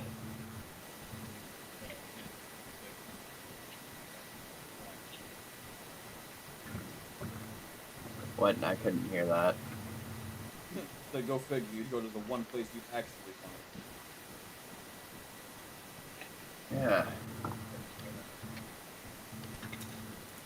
Figure out how they died, who killed them, if somebody did kill them, and go get some sweet old Type 2 revenge on them. Why not just go Type 3? Yeah. Don't put that in there. Put that in the kitchen tray. I smirk a little bit at that joke, and I'm like, you've got a good sense of humor there, man. Killed enough.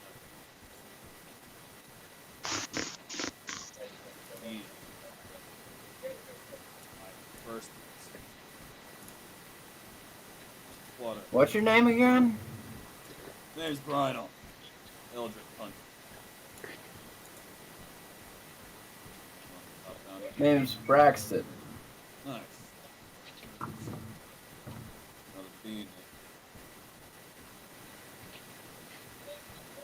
And so after a while, Lavinia gets out, and like her dress is already back on, and she basically like she basically like tells she takes the pit fiend to the side. She like kind of pulls him aside and says, she's like, "You're going to require your goblin workforce to quite thoroughly clean that room. I would be careful. I will pay for it. There aren't any real damages, but well, yeah, you can watch. He's just gonna like raise an eyebrow and walk down the hallway. He gets into the bathhouse before head back. Try to shake off. Oh, weird. We'll do it. Yeah, okay, what's in that room now is so Lavinia has this thing where when she touches water, because of the way her magic is, she kind of has a habit of turning a watery environment into something she's accustomed to. So as of right now, the bathroom looks like it would if it were now a grotto. The way I just envision, if any of you have seen the movie Daddy Daycare with Eddie Murphy, Yeah, that's exactly what he just looks in the bathroom and just looks around and just closes the door and just have someone take care of that. Appreciate you bringing it to my attention. God damn. Ooh, Dave. Oh my god, she shit on the wall. I'm almost imagining this guy like just saying, it's like, holy schmolikins, what did you eat? That's the last thing on his mind. He's more concerned at how did you manage to get this thing 30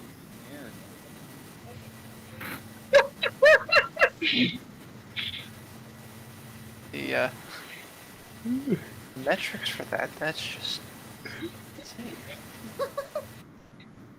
So, Well, it's like if you've ever, it's like, you know how, like, anyone who's ever worked at a gas station or places with public restrooms? oh Jesus Christ, don't even. I know where you're going with this. I've worked at a Walmart. Kroger's, a Lowe's, and a Dairy Queen. They have seen horrors beyond your imagining in those bathrooms. Oh, one of the worst stories I've ever heard from No, my mother, who used to work in Walmart, is she went to the women's front bathroom at some point. Literally had to call 3 custodians, which each one by one tapped out of having to clean that bathroom because someone had given birth and there was just blood smeared all over the ground and the walls with aborted fetus just sitting in the trash. Whoa. What the fuck? Listen, I can confirm the bathrooms in Walmart are very horrible. Yes, I've seen a lot of shit. Thank And God I don't go to Walmart shit is- anymore. Yeah, there's very specific reasons why I try to stay away from Walmart as best I can unless I absolutely have to. The amount of Yeah, flavor people. from that fucking place. Yeah, people remember that South Park episode. You think that doesn't happen? It does. But yeah, so Brian's just gonna look over to the group and just, oh, what do we do now? Out of that goddamn And- pit hole. Still gotta find that and, baggage character so that we can what's around? Join his crew. As he does like And, many quotes while he's looking for Catherine to have his back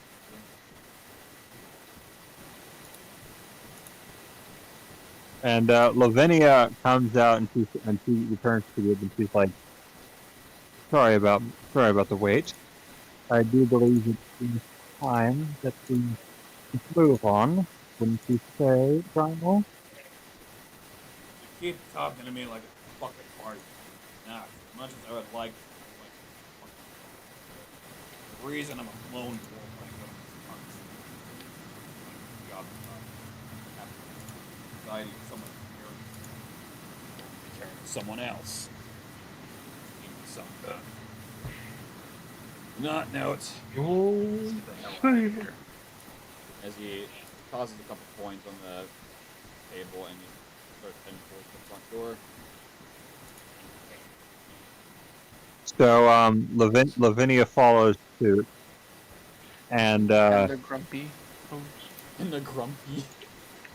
somebody had their grumpy Cheerios today. Somebody shat in his cereal. No, that's just him normally. Oh. Well, I'm sorry that someone constantly shits in his cereal. although yeah, and we all know that the grubbery is coming along. Oh, yeah. Kind of hard for him not to when he's part of you right now. Yeah. But Lavinia asks, "Are you satisfied currently?" Go ahead. No, she's talking to the grubbery. No, still, go to hell. For now, it's This all entire easy. group collectively counsel Lavinia to go to hell. No. So, Vinaya and Braxton, you joining along?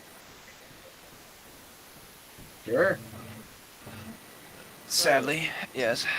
I don't. Yes, as you make your way over to the arcane shop, you walk in and you see the familiar face of Gozer.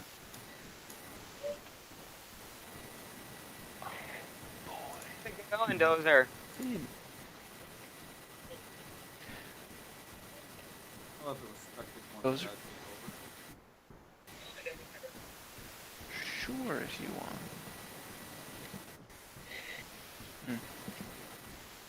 Oh, he said Gozer, right? Or did I hear Dozer?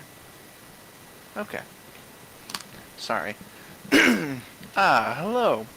What do you need, fine sir? I've been told by your precious blacksmith that you carry gunpowder. Gunpowder. I haven't had such a request in a very long time. Are you looking to make fireworks? Not right now. I wish I could, but one of our group members asked me to pick up some gunpowder for her. Does she plan on making fireworks? That I do not Sorry. know. I do quite like them. My bad. Let me go check in the back to see if I do have any. He walks over to the Used to be back. bold. He sees that he has an entire barrel of gunpowder sitting in the corner. Does he have a barrel of apples? I'm fairly certain he can fish out some apples. Throws a fishing rod in the No? barrel. I was going more like like those apple picking where they have to I dunk was- their I was heads in the gonna water. No, bobbing for apples. like the barrel of apples Greg lost. Yeah, the Lichtenstein. Yes. No, Right. after the like Lichtenstein. a Well, you literal acquired barrel. it in the Lichtenstein, but you lost it in the Yes. Wait, I like a had it literal for like barrel 3 of episodes. Yes, I had a barrel of apples for like 3 episodes, of which you joined when I still owned it. And it was just like, And we made the joke that I was going to take it with me all the way to the end. If I get a wish ring, I'm going to alter the timeline if I get a wish ring as Greg, so that Greg never loses his barrel of apples. but it's just like, I wonder I wonder how that barrel is doing. Meanwhile, back at the Incubus, barrel's just still sitting there. Meanwhile, back at the bottom of a huge underground lake. Just watch as just a couple octopus and random piranhas picking at it one by one.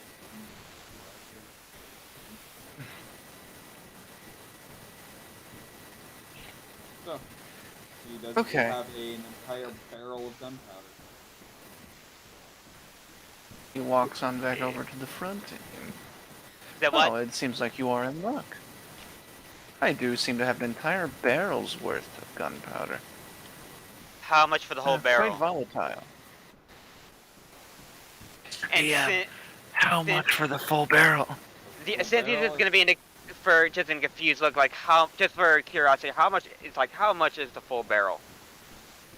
So typically with gunpowder, it's most commonly sold within 8 ranges of just like pound to quarter pound. The entire barrel is typically about 50. Greg could afford an Which- entire barrel. Okay, just for questions, how much is 1 soul gold per for gold or silver or whatever? It's the same thing. It's just the soul gold is the gold consumption in the underworld. Like regular gold in the underworld is basically used as more of a blacksmithing materialistic item rather than a currency. Okay, and how I had 18 before I gave Catherine money. How much was that? You just had 18 regular soul gold. 18. Okay. So if you gave me, technically your bill would have been like 5 silver. So you gave her one hell of a fucking bit. Okay, so I'll just put 17 then.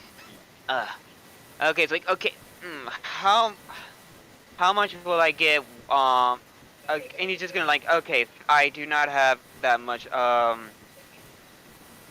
much for a small baggie's worth? You still gotta pay the blacksmith as well. Sir DM, how much is a certain bag's worth of Alright, so gunpowder? If this fool were to get a bag of fucking gunpowder. an actual bag worth that is worth about a pound of gunpowder, a fair amount of fucking gunpowder. Yeah, it is. That's why I would probably recommend not in a bag. What's the cheapest? So the cheapest would be half a pound, typically. And that usually Literally a comes pinch. in about the size of what a coin purse would be, like medium size, maybe a little bit smaller size, and that's typically around about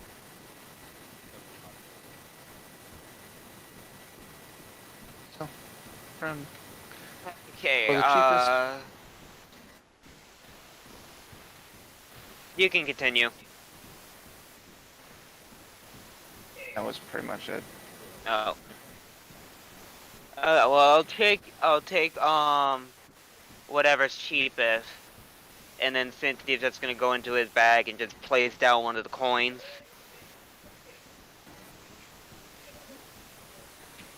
Okay. And do you have a forwarding address, possibly? Or will you deliver it by hand?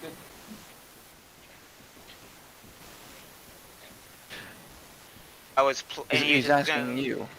Yeah, I know. He's like, I'm just gonna be.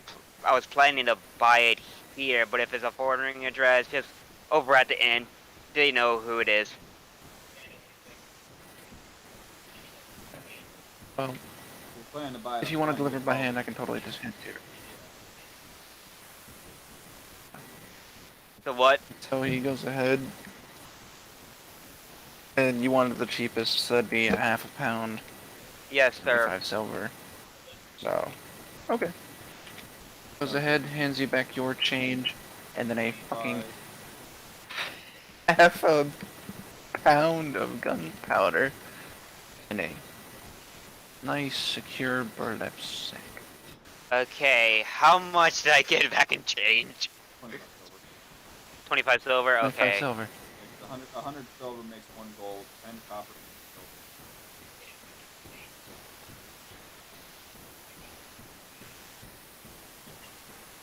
And Cynthia's just gonna wave at Dozier, like, Dozer. yeah, that's what I said, Dozier. Dozer with a G. Sir. Oh, Dozier. No. Okay. Go! Dozer. Go! Yeah, like, go to your room. Oh, Gozier. There you go. Yeah. Well, the way your fear Huh? sounding, it sounds like it's saying Dozer with a D. Yeah, his name is fucking Dozer. He'll doze your house. That's actually a cooler name than Gozier. Hey, How dare hey, you. don't be insulting Gozer's name. Put some respect on Gozer's name. He just gave you a half a pound of fucking gunpowder. And was willing to sell you a whole barrel's worth. I would take the barrel if I had enough. Plus, she's the Greg could master. afford the barrel, but I'm working on getting a hammer. Or Like plus Gozer is a master of s'mores. I'm working on getting a big ass hammer, also a nice one coming. Cause it's like, if I could get the barrel, it would be like, you could just see Cynthia's just dragging that thing, like, when the hell's a Greg when you need one? Greg But, would make you carry the barrel just because fuck you. it's Greg would see you and- struggling and just pick it up and put it on his head and start walking off like some sort of like rice field worker that carries it around on their head when they're in the middle of the field to go back to their house. Nah, With the basket. nah, Greg would just one hand the barrel onto his shoulder and just use the barrel of gunpowder. and the So, delivery system lo- doesn't do freight. Cynthia's So look- is just gonna walk out, wave at Gozier, like, hope you have some better business, and then walks out and he's just gonna meet up with Lavinia.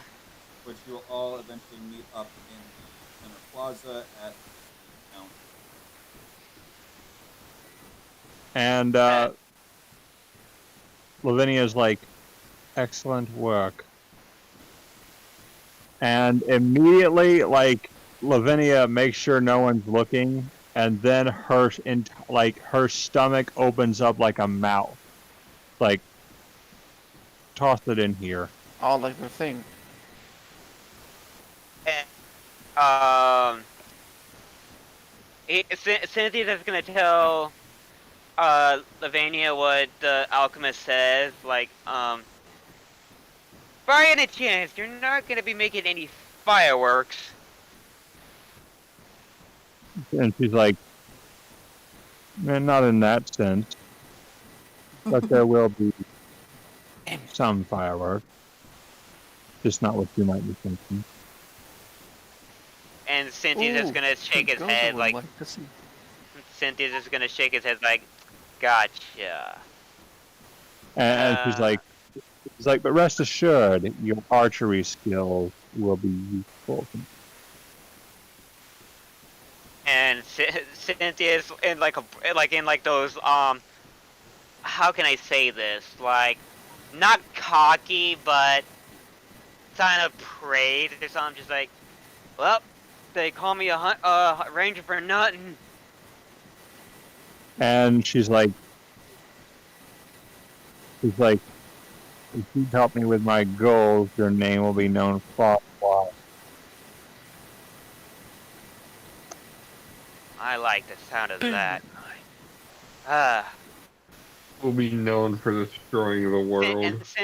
and Cynthia's just gonna look at his makeshift whatever watch, or just looks around for a clock tower. It's like, by my my crossbow should be done by now. And she's It's like, too I'll furry. go check. I have my ways. This is like, you wait here. I'll go see if it's done. Okay. So Levin actually goes to the smithy. The smithy.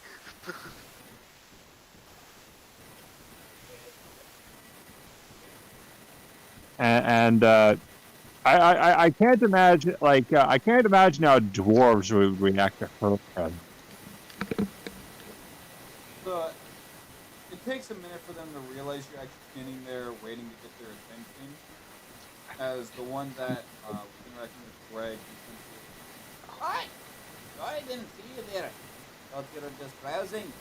What can I do? You're better for you, miss. With the fuck to the slush, nice and us. What he said? He just rambled something in Dwarvish. He's like, I'm fine. I'm here to check on a order. I was told to check on a crossbow. Okay. Why does everyone keep calling it a fucking crossbow? Alright, you know what the heck you're talking about. Or with that. Alright. Oi, Greg! Very stag is that rocky crossbow that your friend here goes ordering. All done. It is almost done. Alright, well, we Greg. got some freakish lady asking for it, so I thought they would just ask. Oh, and Lavinia does. Lavinia actually. Hi, Lavinia.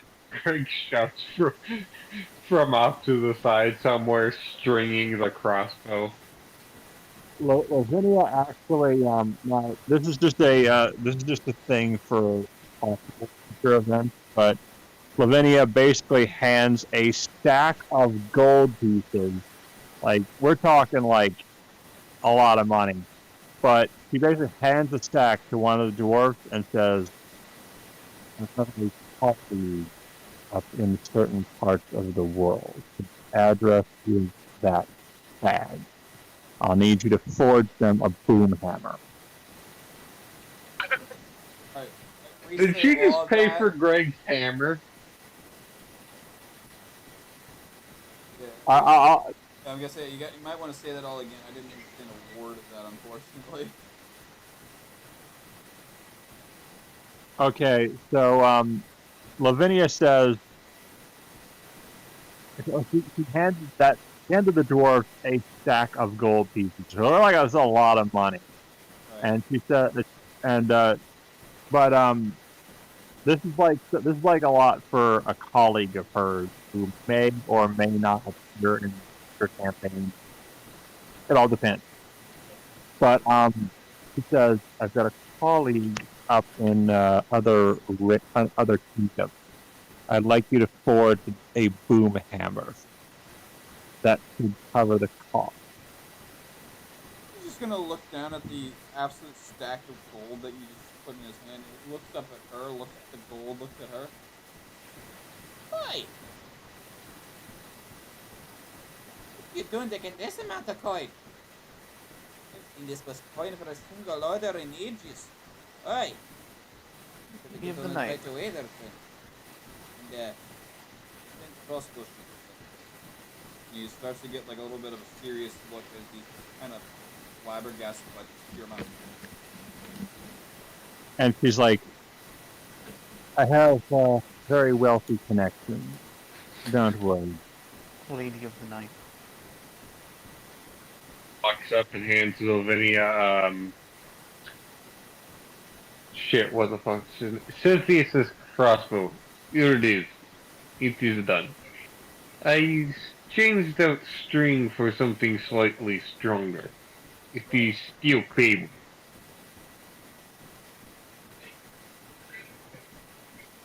Fucking hell. piano wire. Yeah. So DM, do you know what a boom hammer is? I guess I'm it's a hammer picturing that a goes gravity boom. hammer. That's what I'm thinking. Like Also- a gravity hammer. Kana, did you just pay for Atmos Greg's hammer. hammer? Isn't that the one from fucking like Bloodborne or something? I'm thinking of Warhammer. Let me give you. Yeah, I think it actually does. I think it actually is. I think it was from Bloodborne, but it isn't. I don't know for sure. Like it looks like Bloodborne. a meat hammer with a massive axe on the backside of it. Yeah. Clearly, there are things. Okay, so yeah, I guess it is in Bloodborne, but then why did I find it on the D&D with? Someone probably ported it. Hammer 4. It's likely homebrew. Yeah, because I was thinking about getting a build for Frostmourne.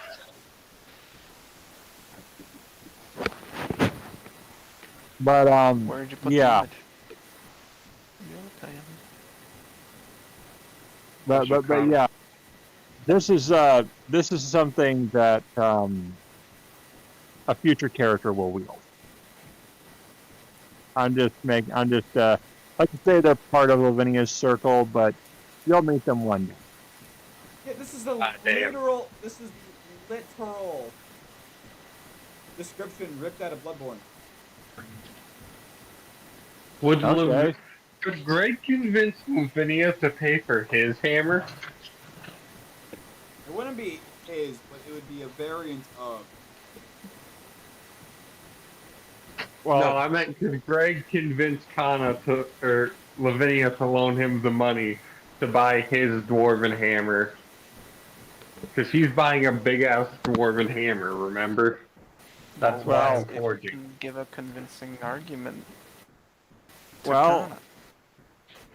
Yeah, that's not. Try- That's not up to me. That's up to you and Kana. I'm asking Kana, not you, DM. well, like ask Convince. Lavinia. See what you can do. Convince her. Hey, Lavinia. And Hold on. Cynthia said, Hold on, let me get the Greg voice. Could you possibly lend money? Lavinia. I give money. Could I borrow like 300 gold so I can buy big hammer? You may be thinking what is benefit to you, but benefit to you is I can hit enemies with more style and more pain. Big hammer. Big You pain. see, Well, the pros. The pros are big hammer. The cons are nothing. Lavinia, The pros. The Lavinia pearl makes- is... Hammer. Hold on, I had a voice here.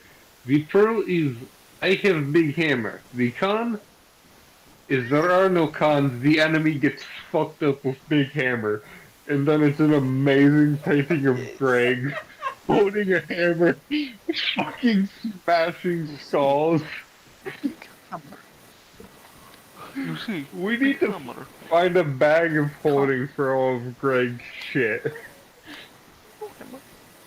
I'm not gonna lie. I completely forgot you were working to get that fucking. And so here's what Lavinia is going to do. Lavinia has a lot of knowledge, so she's like, so she basically like turns to she like talks to the Grippery and speaks, and she says, the large one could be very useful to us if we provide him a weapon of powerful caliber. He might be Sorry, able what? to go. I If missed we provide weapon, he can provide food.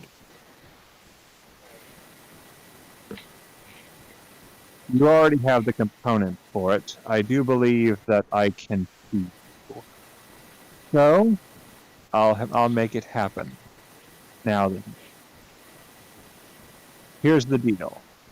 And she's like, and she whispers to him, and she essentially she asked him, Now, I'll need you to cough up quite an amount of gold that we got from the hall that met the unfortunate end in our chamber. I think you remember they had on them. So basically, he's going to cough up like the kind of riches that you see in a treasure chest. And like she just like has him like do that into a sack, and she hands the sack over to the dwarf, and she's like, "I'll need a very large spectacorban made with the finest materials." What is a spectacorban? Spectacorban. Okay, so I will link to what that is. Link that to me as well. Greg's getting a giant dwarven hammer. That's kind of the thing here. But Oh, after, it's a hammer. Stack. But is it dwarven style? Yeah. Because this is for There's this not is the for Jack Greg's says that. descendant, who's a giant. Yes, this is a dwarven spectacorban. All right, How the cool. hell do you spell that? With So minor here, brain I'm damage. going to link that to you. So this is like an improvised weapon kind of, but it's a weapon that will be very useful to you, Greg. So I sent the deal on what a spectacorban is. Stack the Corbin. It is indeed a hammer, right? Okay, polearm and a warhammer. Fuck's a polearm? A pole. It's a fucking pole with a hook on it. Oh, No, don't worry, it's a like dwarf. pole. Like a long-reach weapon. Yeah, it's a dwarven spectacorban, which means it'll have more reach, and because it's dwarven, it'll be bigger and have more power fitting your strength.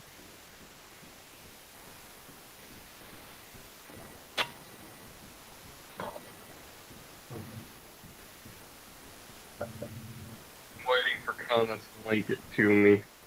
Because I still don't know what the fuck. Yeah, let me link to you here.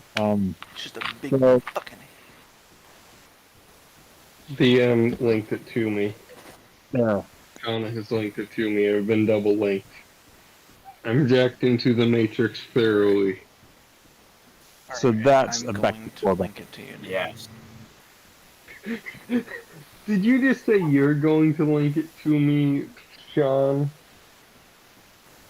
Yes. So Wait, imagine whoa, that, but with a way nice. larger head. Imagine that with a way larger head. I won't. You think that'll work for you, Greg? That with a very on. large. Hold on, I still haven't. Alright, it's loaded now. Or it's loading. but with Loading. everyone, while everyone talks, Cynthia is gonna start heading towards to the forgery, just like. Yeah, that kind of looks like what I was thinking, but only the hammerhead would probably be about a foot and a half wide by a foot and a half wide. I've Well, been yeah. saying for the past 3 minutes that it would be bigger than that. Yeah, that's Yeah, what I they know. would use in old French warfare. But with yours, it would look like something ripped out of Skyrim. The friend. It would Would look like something a Warhammer Marine would wield. It's essentially a spectacorban mixed with Poppy's hammer from League of Legends. Yep. Leave. Oh, Yeah, God. that works for Greg. I need to acquire a bag of holding for all of my weapons. So yeah, essentially, she hands a huge bag of riches. I mean, like, she has to use 2 hands to give it to the dwarf. She's like, on the dwarven spectacorban, if you will. that could cover the cost. The finest material, make it a strong, fresh stone. She's gonna like be confused where she's just manifesting all this coin and look into it, and his eyes, people just like widen to the size of a quarter and stare at you. I'm just gonna call over to some of his blacksmith coworkers and as they gather around this massive just bag, dropping the bag, speaking in dwarf to each other.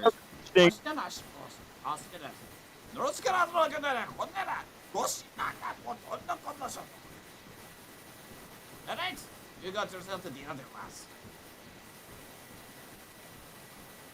And she's like, excellent. Greg, you have your hammer. Hold on. I can do better. I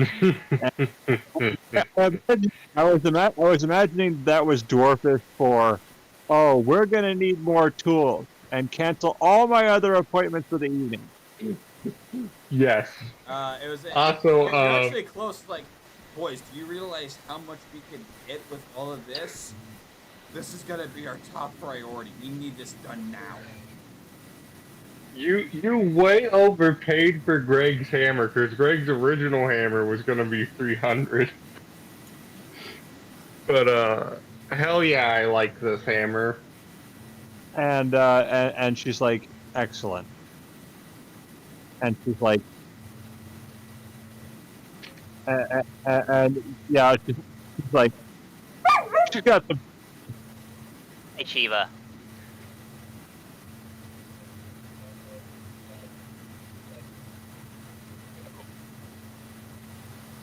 But since he's right now, he's just propped against the waterfront, just looking down, like he should be back by now. Well, Lavinia is going to return to you. And Greg, are you going with? So your job can be finished. Greg's gonna keep working on other weapons because I still want more money. Well, you guys, Money. I mean, you could do labor, but you do realize side quests exist. Yeah, but we've not got into any side quests, so this is Greg's side quest. Kind of ask around. You gotta actually like But Where's the bounty board, actually? There is one. But right now, Cynthia's, like I said, Cynthia's just waiting for Lavinia, and once he gets the crossbow, he's gonna just like, I wonder if there's any side quests around that I could do. Make some quick bucks. Lavinia returns to you guys, and she has what you guys need, right? She looks at you. Get a job, hippie. No, I mean like she. So, are they forging the crossbow? Or they've already handed it to you, so it's already been prepared. It's been sculpted, shaved, polished. It's in working condition. It just needs now the Primus soul to be converted into an artifact. Lavinia brings it to him, and he essentially hands it over. Like, there you go, all finished. And he's just gonna look around and think, I gotta say, for a numbnuts like Greg, he sure in hell can make a pretty awesome weapon. What? From the forge. From the forge, Greg yeets a hammer directly at Cynthia's head. I will roll for this. Roll with disadvantage to ranged attack. God. And I'll roll to capture without looking. Oh, Yo, I rolled a That's gonna be. I rolled a 17 as my lowest. plus your deck. Hold on. Fuck, what is Greg's deck? Plus, I was giving you a fucking praise right there, saying that you can make an awesome. You called him a numbnut. I'm pretty sure Greg's Your deck is nearly as +1. smart as Cynthia. What? Your dex is +1. Alright, we got an 18. So, as you get this very odd feeling that Cynthia's is talking shit about you, you take the hammer you are currently working with at the anvil and accidentally let it slip out of your hands and throw it behind you.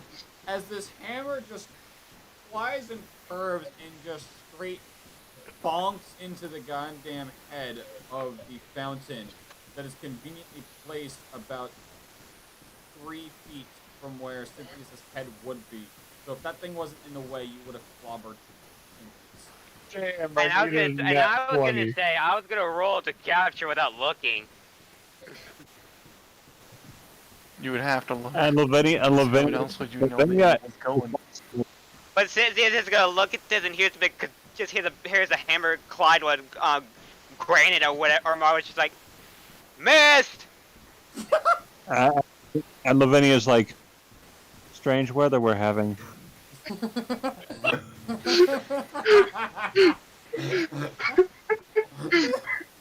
can just imagine her not even looking at the hammer. She just hears it clunk and she's just walking. Strange weather. Odd. I think Lavinia had the best response. But no, it's just like fucking, it's like the fucking scene of Jack Sparrow. It's just like, missed.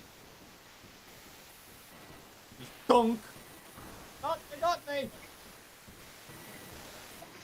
All right, so Brindle's just gonna be leaning against one of the posts of one of the market squares that are closed. So, what the fuck are we doing? Like, waiting. Well, Lavinia says, I suggest we get information. I'm sure there should be someone around here who knows where Dracket is located. Well, Cynthia's Dragon's is- concerned stuff with town. Cynthia is gonna agree with both Brynel and Lavinia. Like, I agree with Brynel about town hopping, but I also agree with Lavinia because we need to figure out what's our next point of action of where we're gonna find Drakage. And a crossbow takes how many dice? How's this rank Or basically the one that they made. now?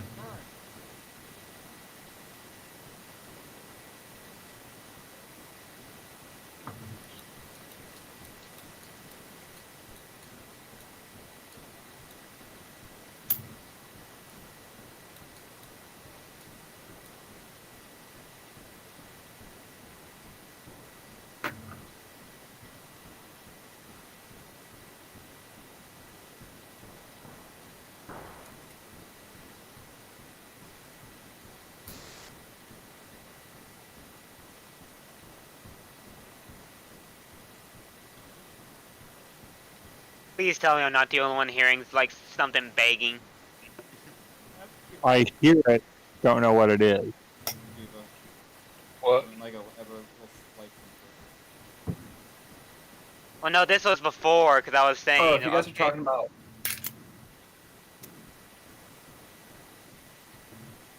Talking about what? Because like I said, I was talking before we started this thing. Like, who's banging their head? I'm playing with a pair of vice grips currently. And it sounds more like either a washing machine banging or something's banging. Fortunately, it's not. But what's the crossbow? My DM. But you're the DM. Your message is dumb fuck. No, really, I know that. Then why are you acting? Well, then why'd you stupid? ask? He can't help it. Fair enough. So, Lavinia says, currently, for the time being, I'm sure there's someone around here with information. Someone. Okay, got it. I suggest we find that someone. I think Guarantee I you it know ain't it. gonna be Cook.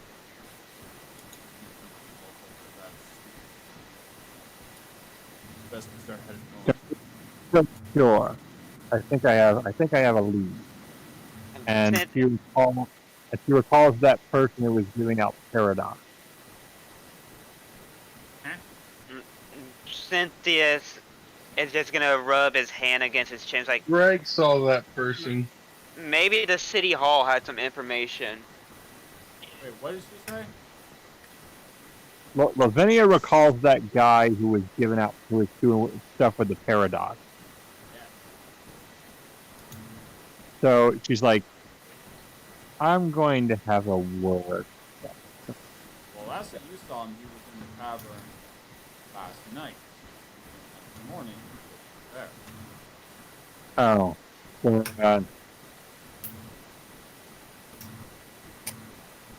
So now we just gotta I like find how where sometimes we forget that we don't see everything. Meanwhile, Brian was just rolling it's like Brino, I require your service. Greg's using his bare hand as a hammer now. And she's like, you or I could intimidate someone into talking that resistance. I suggest we get information from the tavern owner. Now, I know that he has been quite hospitable to us, so I don't plan on intimidating. However, if we come into contact with troublesome individuals, I suggest you or I be on our guard. Here to kill, didn't make money. And she's like, that can play a. So she's going to go into the tavern and where she was just eating, and she's going to ask the owner there or like the barkeep, like, that man had paradox. Where What exactly? doesn't know about him though? I'm confused. Wow. Lavinia? Well, Hey, this wasn't the only time those two had gone back and forth. So she would have at least noticed. plus, the Grubbery shares consciousness with Lavinia, so it's pretty aware of everyone in the room. Catherine's just gonna like turn around and look at you with a raised eyebrow. Honey, there's been plenty of people that go in and out of this tavern. It's hard to keep track of every fucking one. Be that as it may, someone wearing a blue robe with paradox in their pocket would be there. As far as I know, they were at the gambling. Huh, and the gamekeeper. He gets done every night. What about him? Might I ask where to find him? Good ask questions. Boy travels about every single day. But yet he always manages to come back here every night. Weird. How the hell do you just start going downtown and you leave in the morning but manage to come back here right at 8 o'clock in the dot? I always wondered, but he could be fast or just tired of cares. Interesting. And About those she's like, rocks, I don't know what he's using them. I think I have some idea, but I'll need to confirm with my associate. And she essentially goes back to the group and she says, I've gathered information. It would appear that this mysterious individual is their game master. It's an eponymous title. I do believe he has information, but I do also believe that if we are to acquire that information, we'll have to whatever that is. Which one of you is skilled in that? Skilled in what now? Sorry.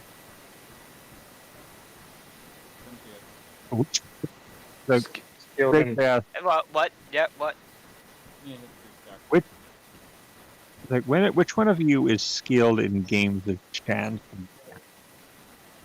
Secretly, this is where we learn Greg's really good at gambling for whatever reason. He's Nat not, but that'd be a funny twist. Nat 20 plus 2, so 22 on my history check. You hear the name, the Game Master, and immediately flip the switch in your head. You know this individual very well, being that you've been in the underworld for the past few years. Well, you know that this particular individual is definitely not human. Definitely isn't light when it comes to money.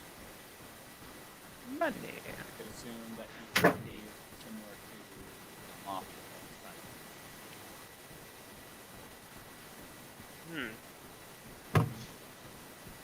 Okay. Like, am I in the tavern with them, or is it just like I No, sense you're it?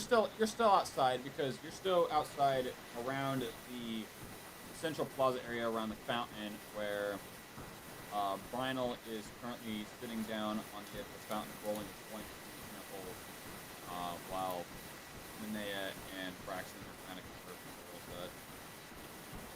And Okay, so I just sense. you're with the group. Okay, but so I just sensed that Lavinia was talking about the gamekeeper. No, you didn't sense. You actually heard.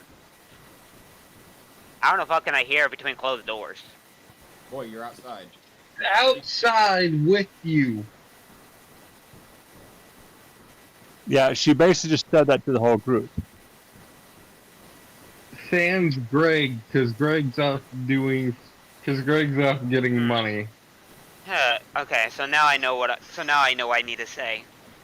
Because that's why I was like, how in the hell could I hear this from them behind closed doors? That's So- Superman levels of hearing, so- that's how. So this gamekeeper, yeah, I heard about him. Sketchy dude, but I've talked to him a few times. So Lavinia says, I'll need you and Brynel to come with me. Anyone else would like to join, we could use the help. We are going to go into we are going into that tavern and we are going to wait. They'll be there.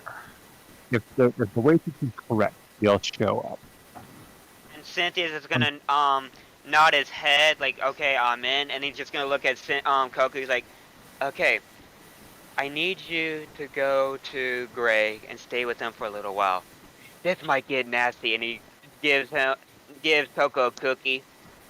As long as Just, till like, the hammer is complete. And that, and also the gamekeeper doesn't like Coco for some fucking reason. So we're gonna go in there and we're gonna wait for him to show up. Like, so how much time do you need for so how much time passes for us waiting? By the sign of the sun, if there's fucking is one. Yes, the sun in hell. Isn't that like 95% of hell? All sun. Alive, like, by the looks of it, it looks like it could be maybe Any time of day. 5 in the afternoon at best. Like, what time does you normally 3 in the morning. Like, what time does you normally go? What time is it in hell? At, Any fucking time of day. knowing my luck, he should be here at 8 on the dot like always, because that's where I seen him, because that's where I'm always at the bar. And she's like, we'll wait for him until 4. So Lavinia, so DM, are you okay with a little time passing? Okay. When would my hammer be? We're going to be in the tavern waiting for this guy. And Lavinia is going to be at the table where he normally shows up. We're all going to be there, waiting. So, it's up to you whether he shows up.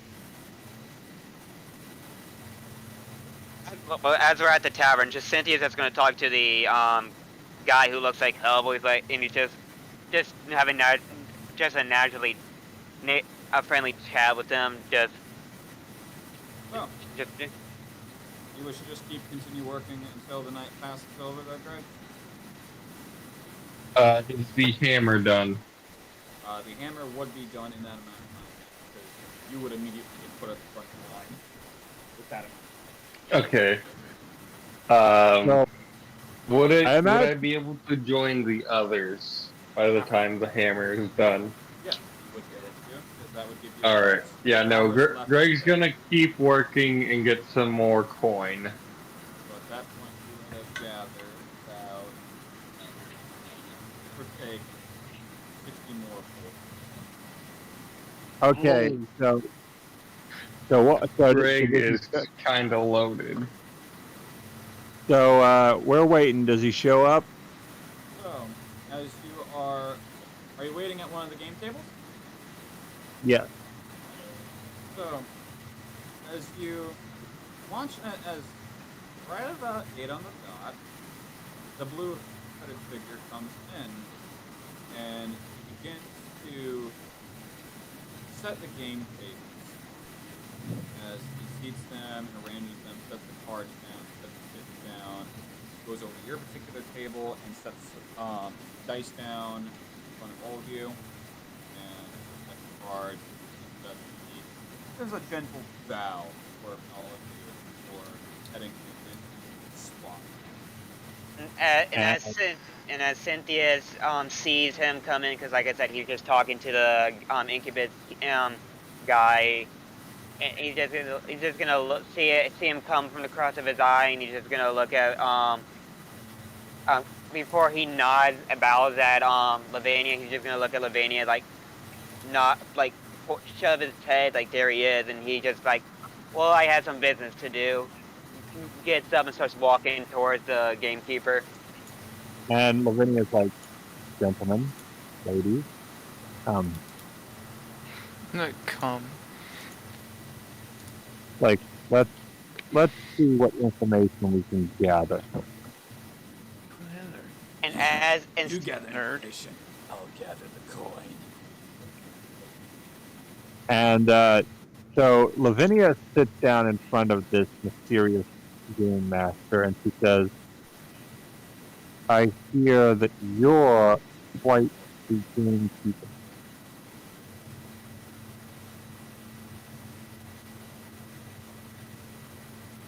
Looks up to you very softly as his cloak is very much over his head to the point where you cannot see any sort of facial expression, anything. Just a dark abyss to where his head for looking down as he flips a page of his book and writes down writes a number. And she's like, "I see." and Cynthia's just gonna be like back, just like back behind Lavinia, just standing up, looking at game machine, and he's just like, in his mind, he's like, I know he ain't gonna give up information so easily. I might as well just duel him in the game, and he's just gonna go. How about a little wager? He doesn't seem to respond, but you get the feeling that he's listening. How about a little game? Your choice. If I win, you tell us everything that we need to know about what Lavinia needs. If I lose, anything's up to you.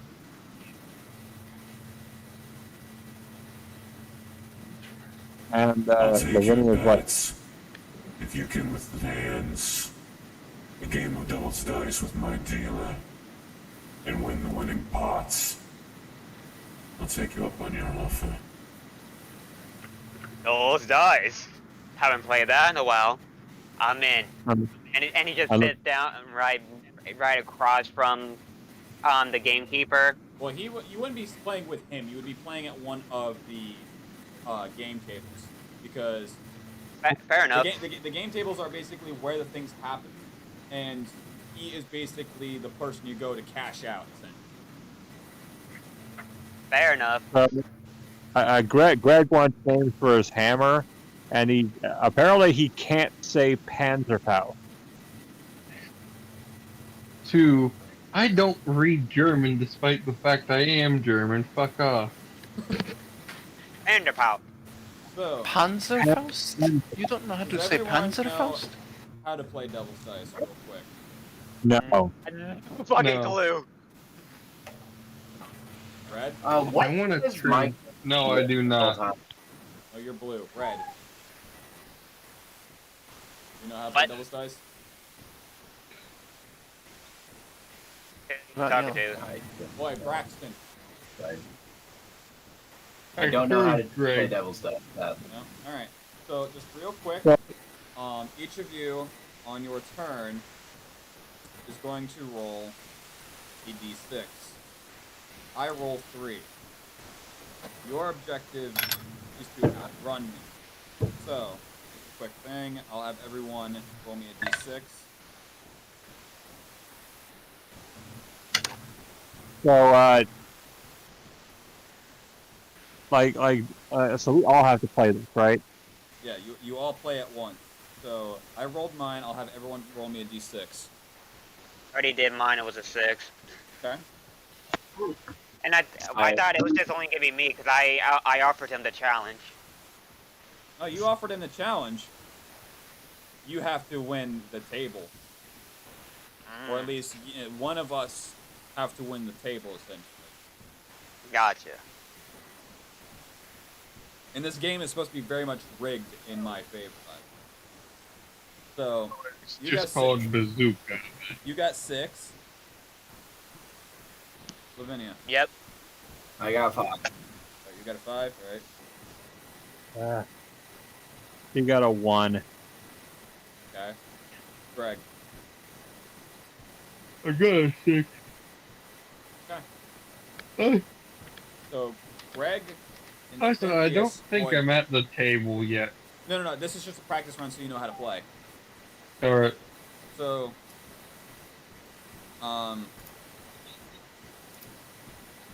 during the time of being seated, you were to put forth 5 bets. So, so say the bet is 100. You'd have to put 500 down. And because Greg and Cynthia's were the only ones to pass, everyone else would have to pony up one of their bets. So basically, you got 5 lives. And then we keep doing the same thing until you're out of lives. So essentially, I roll 3 dice, you roll 1. You have to meet one of my dice. Gotcha.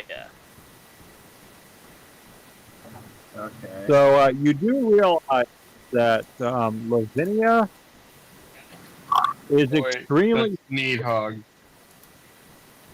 Needhog is essentially. I know what Needhog is. It's a Norse legend of some kind, right? You may, but I don't, so let him talk. Yes, it's a Norse legend about particularly a dragon. It gnaws on the roots of Yggdrasil. I figured you'd want a hammer with a strong name. Yeah. Alright, so. You guys ready? Mm-hmm. I like roughly- Needhog in BFH. I think someone needs to go out if that's her whining. Big Yeah. fucking Alright, so real hammer. quick, let me walk the dog since she's getting really, really antsy. So While you do that, I'll be your you'll do that. Yeah. So like all my like I came up with Hailfire for the last blade because it reminded me of Hailfire Peak from Banjo-Tooie. No, what I love. Hellfire what? Hailfire Peak in Banjo-Tooie, the N64 game. It's like the sequel to Neat. Banjo. What I love Oh, I stayed but so incredibly quiet that he didn't ask me to roll. so you realize that Lavinia has if this guy's gonna cheat, Lavinia's gonna know. I'm testing So- different dice out so that way I have a good chance of what. I have contemplated the idea of just naming it the Banhammer, but I also like Big Fucking Hammer, but I want something less on the nose. Well, if you do Banhammer, It's a big fucking really hammer. It is, but Greg is But a Big man Fucking of Hammer. reason. Big fucking. Yes, Tell me, Big Fucking would not be funny as fuck. it would indeed. But Greg is a man of reasonable intelligence. Well, Yeah, but Big, yeah, but big. calling a fucking big hammer. fucking hammer a big fucking hammer is reasonable. Okay, fuck off. Yes, but big fucking hammer. I mean, the campaign I took Jaxos out of, he has a hammer called the BFH, and it does such a big shockwave, I could literally clear the courtyard.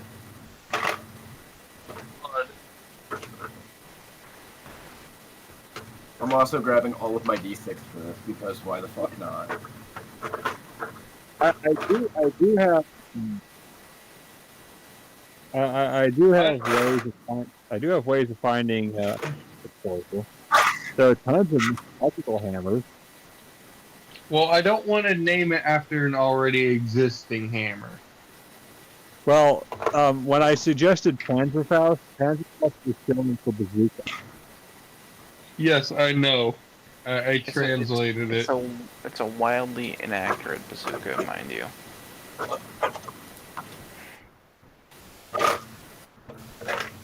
Just so you know, it's a wildly inaccurate bazooka. I believe I did all the details. I have a good. Like, holy shit. You got at least fucking 14 or 15 different D6 here. Fun, like you could always name it.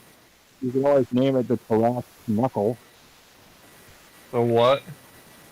The Tarrasque Knuckle. I mean, I could. But I also just thought of a name and I want your guys' opinion on it. Alright, run it by us. The Razor, but specifically Razor is spelled with a Z. Or not like a shaving razor, but like the word raise, spelled with a Z. Like a straight razor. No. Let me type out the name. Well, if you said with a Z, it's razor. Yes, that's how. But So it's like that. Oh. Wait a second. Whoa. Because it's a big ass hammer, and it's a weapon. Huh? That actually What am I saying? that actually works in my favor. You actually inspired me. You know what's great about it? A razor spelled like that is a lifting chair. So, Greg, what do you Raise- think? Well, first, let me explain. Raise, when spelt with a Z, means to destroy. And this hammer is for destroying evil. Greg is Greg the Destroyer. Wait, you mean to Okay, tell me so I can actually work with that razor chair is name, meant to destroy- but there's a reason why that name works. If you think about How do you what pronounce that? Rise Mazer. Rymazer? The fuck? May means thunder.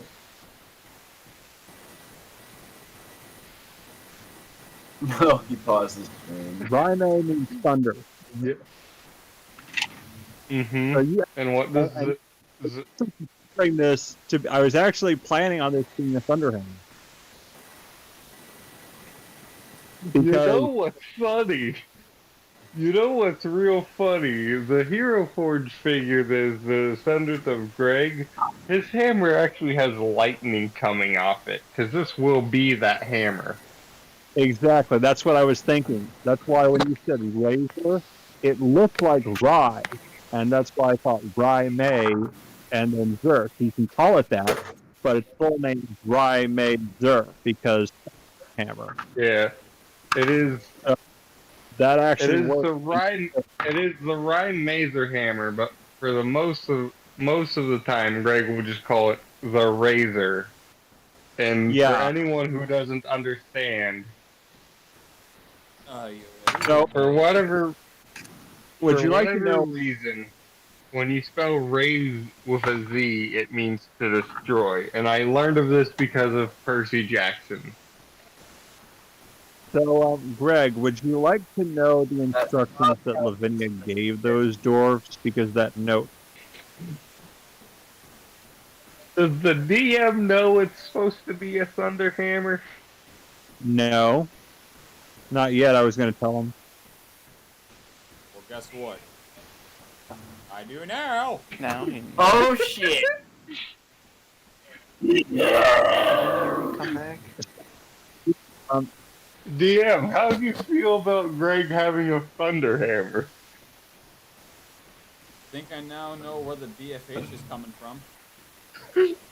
Oh no, we've gone with Wait, are two names actually. Jackson. What everyone will call it for shorthand, the Razor, spelt with a Z. And I'll spell it for you because I'm using a very specific spelling of raise. I guess R-A-I-Z. Yup. Yep. You know what that means, Isn't right? that German to destroy? It's not German, but it does mean to destroy. Because Greg is the destroyer, and this hammer is now his weapon of mass. And again, is I'm one of pretty his sure weapons I of just mass figured out where the destruction. BFH is coming from. My big Yeah. or Jaxo's big fucking But also, Kana wants to make it a thunder hammer, and he named it Rymazer, which is thunder, and then Zer, which I have no idea what that means. Thunder, cat. We'll figure that out later. Fun fact: Rye May translates to a sharp crack of thunder or split the sky. Well, maybe. So, can this be a thunder? Night. So here's what the plans were. Lavinia gave a set of instructions to those dwarves to make that hammer the kind of hammer that's been wielded by someone of the Path of the Storm Herald.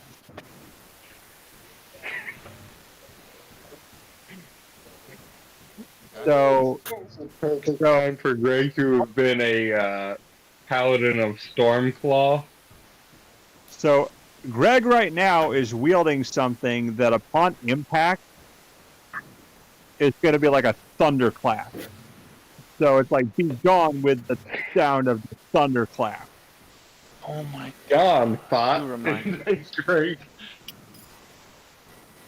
To infinity and beyond.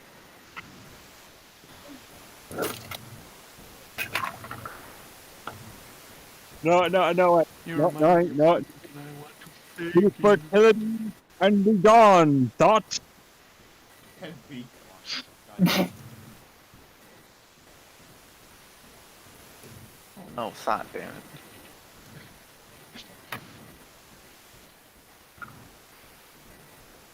Yeah, okay, yeah, I love using the to infinity and beyond thing and twisting it. To fertility and be gone.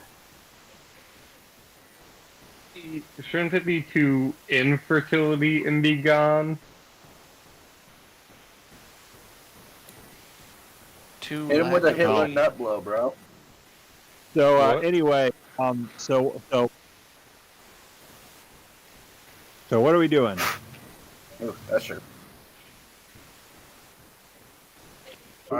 Because I don't know what uh, Jax is. DM, you know that Lavinia is smart, right? And the fact that she has like literal god with her, No. she's gonna know if it's rigged. Walks into the bar It wielding doesn't exactly. the razor. DM, Honestly, yeah.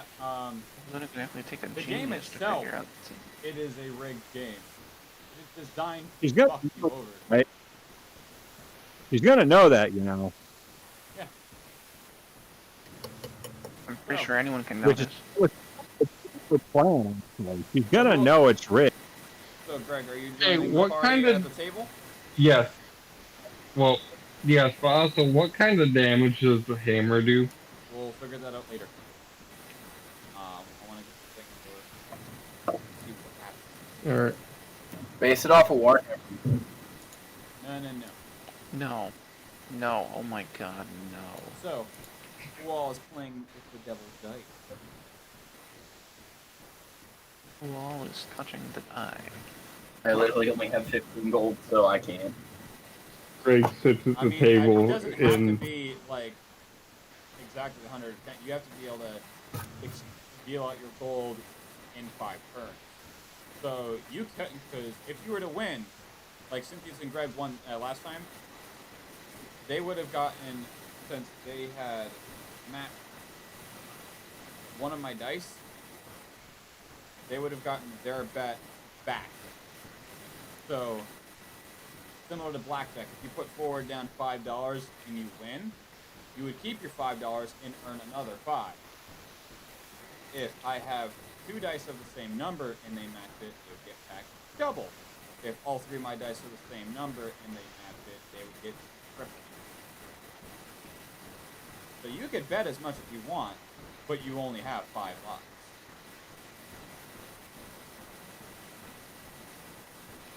But if you bet everything you've got, and you can't bet again, you instantly lose.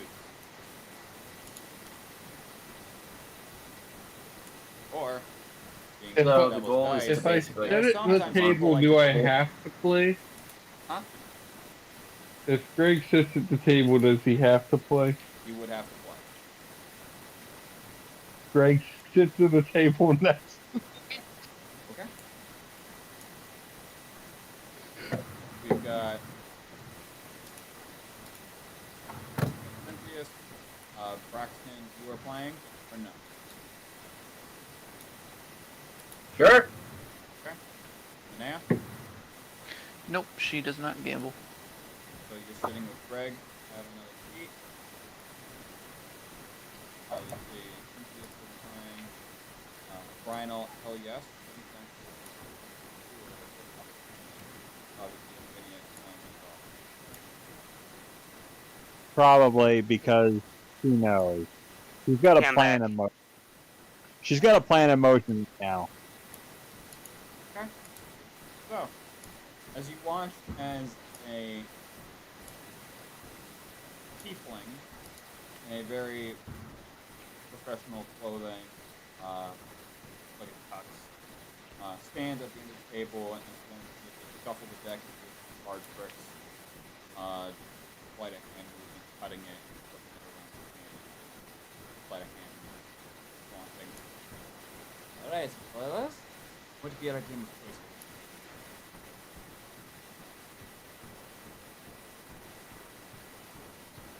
We still playing Devil's Dice. Alright. Good choice. Well, many have lost their souls to said game. I've heard. Okay. Very well then. And he'll flick a couple of his fingers up as 3 dice float into his hand. Just fumbles them between his fingers. You all have a dice in front of you. I'd like everyone to put forth their bets.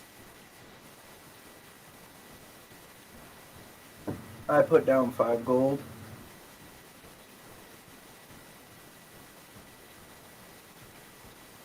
Eh, 10.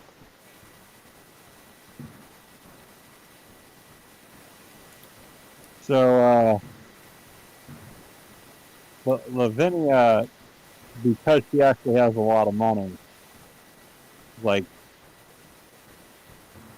she places a coin purse of unknown wealth on there, and she's like, it is well known he who eats the devil. Unfortunately, ma'am, I need to see the money up front so I know just how much I get paid. But unfortunately, I And can't just hand away gold enough to account. well, jumps back out, and it's flat. What?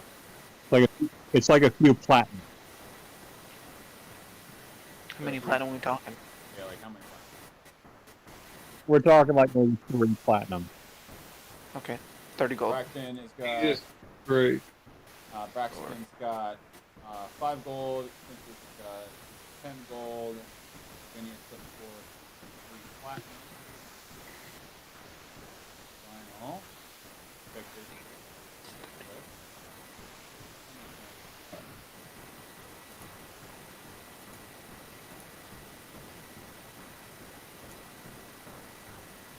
Also, Lavinia would like to roll slightly smooth.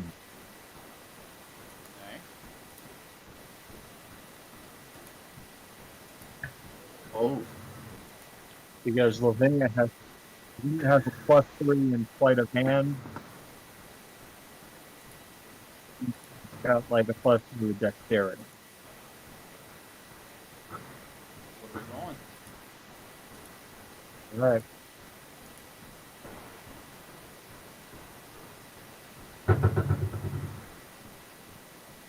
fuck just fell.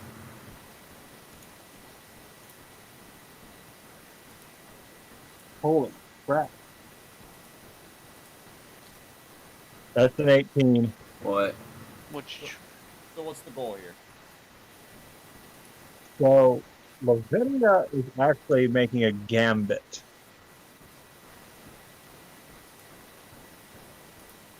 Okay, elaborate. She put that much money on the table as a gambit. And she knows dang well the game is rigged.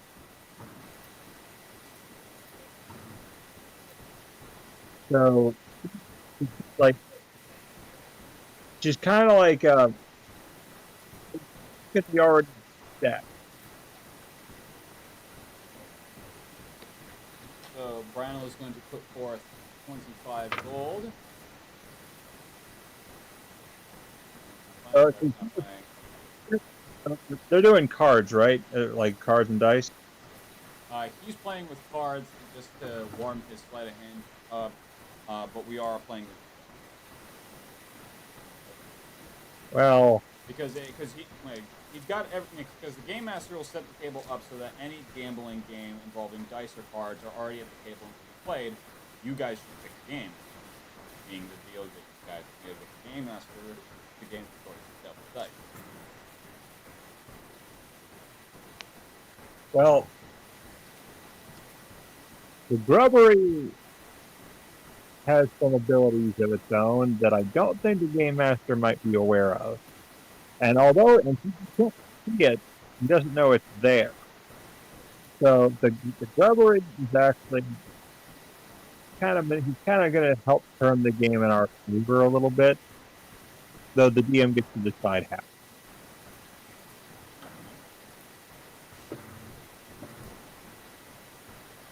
What's going to happen when he tries when he knows that when he's been only to have himself?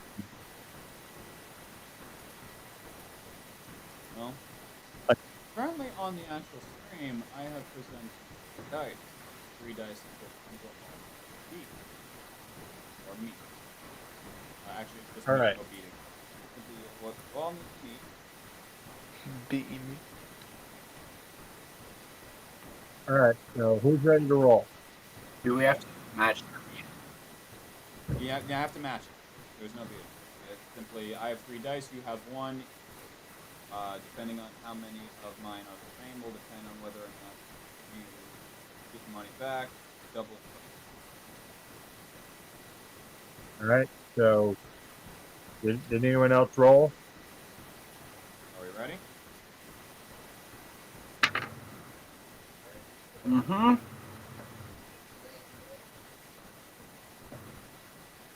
So, go ahead and declare what everyone has rolled. 5. 5. 4. So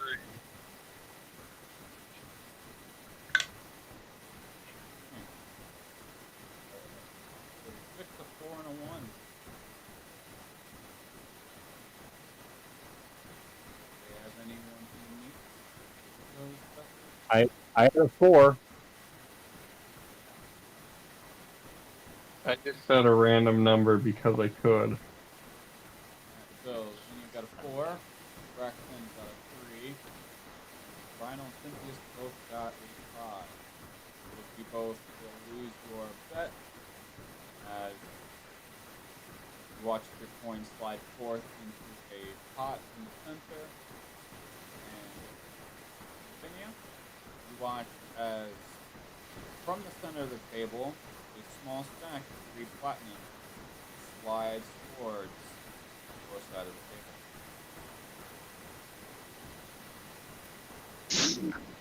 So, does he have any reaction about this? No, this is the first roll. So at this point, I'm going to need Cynthius and Braxton to make me another bet.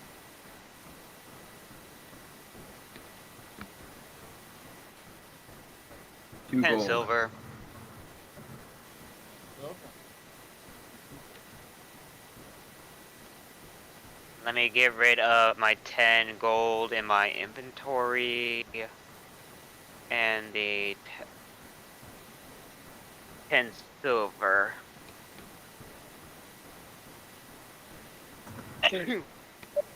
Fun fact. Remember that spell of Lavinia's called Bestow Curse?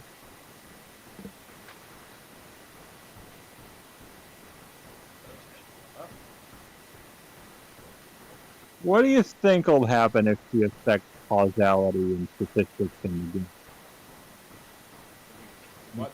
Or- You went. So, what happens if Lavinia, if unbeknownst to this guy, Lavinia has cast Bestow Curse with her sleight of hand while she rolls?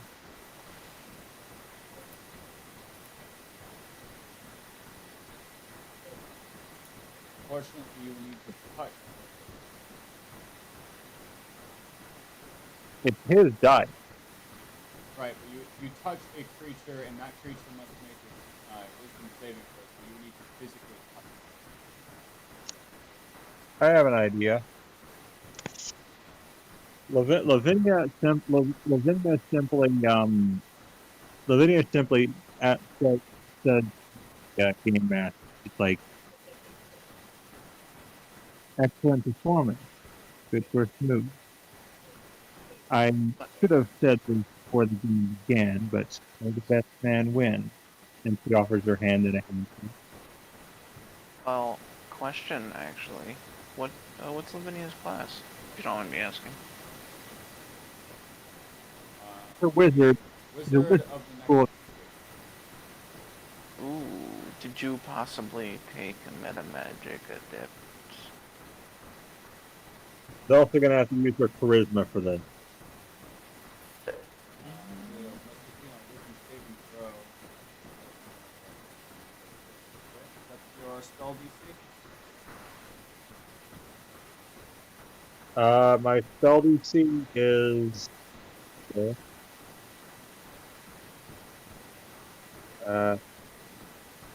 spell DC is 16.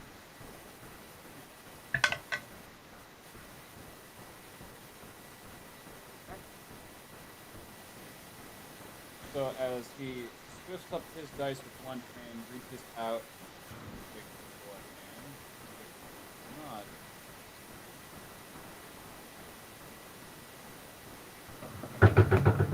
So then you can Good.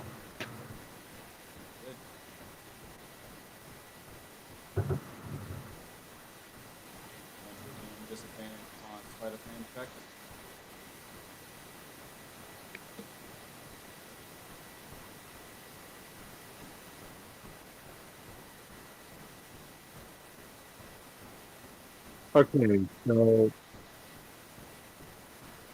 now what? Well, since he failed on the roll, you are allowed to pick him having disadvantage on an ability check with your based on an ability score. Go ahead and check. I have disadvantage on tackles against you. Make a wisdom saving throw to start against my turn, or I fail and waste my action. Or your attacks and spells for the next 1d8 product. Well, I'd assume that right now I assume that we're not in a battle, we're more in a battle of wits. Right. So I would naturally assume, as I said, advantage on sleight of hand. Yeah. So I'm looking at his emotionless, so he's a really good poker face. Alright, you're underwater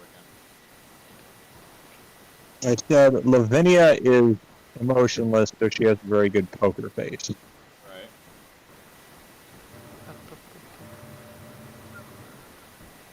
So yeah, like it could be his move, I guess. So I'm gonna go ahead and have everyone roll once more. Two. 3. You got a 2. Lionel got it as well. So 3 2s and a 3. Fortunately, the entire table loses. Dice for a 4, 2, 1. Waxman loses 2 gold. Vinny loses 3 platinum. Pulls back to 1. Final loses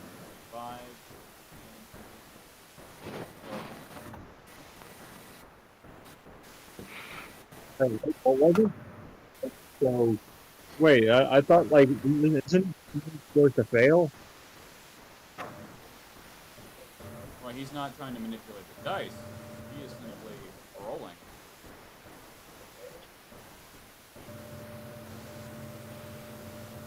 Cynthia's just gonna look down like we gotta win somehow, so we can get our end of our bargain. Alright, Cynthius, what is your bet? 5 silver. 5 silver. Fine. 5 gold. Vinny? And she's like, Platinum as your bet. Grubbery, remember that coin that we like to rent? Like, doing the telepathy. You're completely inaudible right now, mate. Sorry, it's my friggin' secret. She goes, she basically puts out 2 gold pieces, but they are I'll find out. It's like, here, these 2 gold. Well, 2 gold. Braxton, bet. 1 gold piece. So, He's starting to get a little broke. yeah. Same And here. This is one of the rich games. So, y'all roll.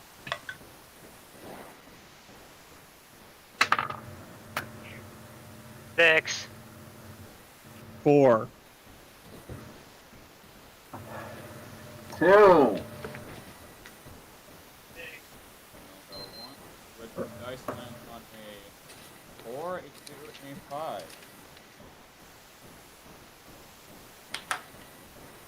I had a 2. So, Braxton, you get your. You watch as just under the table, you watch as a gold piece forms and slides over to the side of the table. And Cynthia, you had a 4, correct? I had a 6. 6. You watch as your 5 silver slides towards the center of the table. It's a pot. Primal had a 1.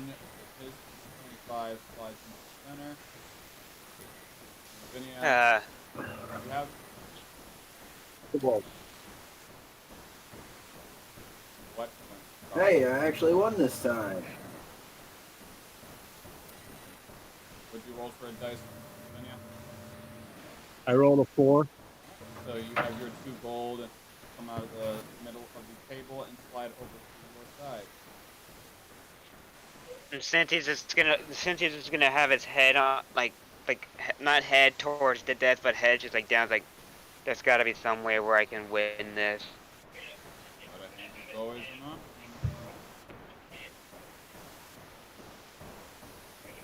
Point of way Punching the him really hard. middle of the dice going. This one wants him to start looking.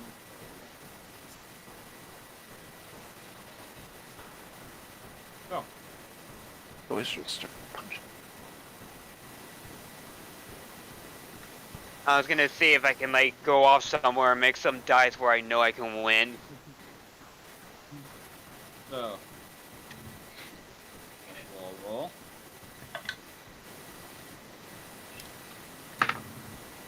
What are you rolling for? Another round. Okay, yeah. Yeah, Sorry, he just didn't ask. Yeah, he just didn't ask us for a bet. All right, so Cynthia's your bet.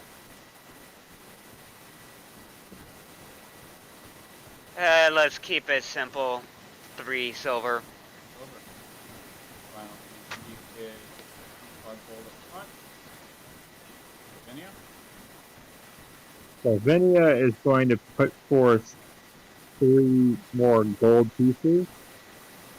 So 3 gold or 5 gold? Oh yeah, 5 gold. Okay. And then Braxton. Feeling good about this. I'm gonna throw down 3 gold. Gold. And before everyone rolls, I'm gonna try to do something that will make it win in either mine or our colleague's favor. Okay. What do you think? Well, I can do a sleight of hand, but I don't know how that's gonna work. What do you think? Because I was gonna, like I said, I was gonna get either one or all the. I was see if I can get either one or all the dice to be winners for all of us, so they could be like, how did you do that? Well, that'd be more of a telekinesis. Which something I don't have. Trust me. Eh,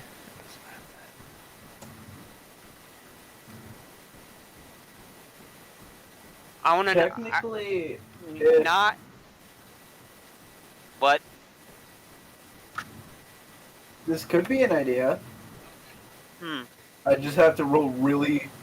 I have to get the correct number on the strength check for this, but if Braxton were to slam down with some force to get the dice to roll again, is that a possibility to like kind of unrig it? Well, that could work, but I was gonna think of like Yeah, if but Cynthia's can It's a risky know. chance. It is, but I was gonna see instead of sleight of hand, I was just gonna see if yeah, that'd be a more unlikely event because if you're using your like a telekinesis type thing, it looks like the dice naturally landed there. Versus if you had just slammed your foot against the desk to make it roll, obviously everyone's gonna notice and hear. I was gonna see. What if Greg not drops his thunder hammer at the same time Braxton kicks the table? That would be suspicious. He'd catch on to that. It would probably, Well- it'd probably invalidate the. It the will, roll. and Yeah, yeah. he would, and he would have everyone roll for himself. I was gonna see Alright, not more like a sleight of hand. What if I would just punch No. someone really, really hard No, while no. they do it, and then they just Not like, We're oh trying yeah. to figure out how to get this rigged game to play in our favor, and there's probably not a way to do that. Yeah, I was literally because I was thinking if I could do a sleight of hand, get everyone's roll to exactly like the rolls that the guy made, but I was gonna say that will probably be catched on too. But I was gonna see if I can call like not Oh no! do What's the do the tables sleight of hand, pass but in this? call like catch him in the act of him and rigging the game. Well, here's the thing, though. You said you needed to win the table. Everyone has a certain amount of lives. At that point, your goal is not to win together. Your goal is to actually cherry pick yourself to be the last one standing. Well, And that that's one for. And that mentality is supposed to be for everyone. So you want your colleagues to lose and you to win, but at the same time, they have the same mentality since they are on the same bet with the Game Master. That is why he picked Devil's Dice. Okay, because I was the one that issued him the challenge, so it's like I wanted. It's like the gamekeeper wanted me to win. He probably can care less about everyone else. He just wants me to win. Otherwise, I lose my edge. Also wanting to poke information as well. She's in on it. And right now, she's actually the one with the most lives. Cynthius and Brynel both have 2. Lavinia has 4, and Braxton has 3. Mr. DM, Mr. Player. what is the group that's keeping this table's passive perception? One more time for me. What is the passive perception of the table keep person?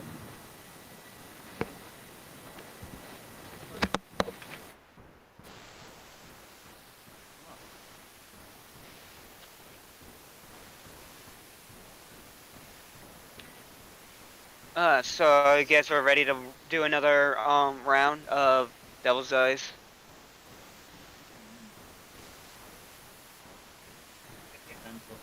Because I have an idea on how I can. Oh.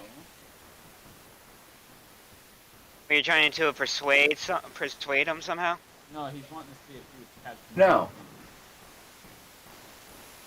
That's what I was thinking Yes, about doing. especially if I roll sleight of hand for this, and I have an insane sleight of hand. Apparently, I have a +5 on that.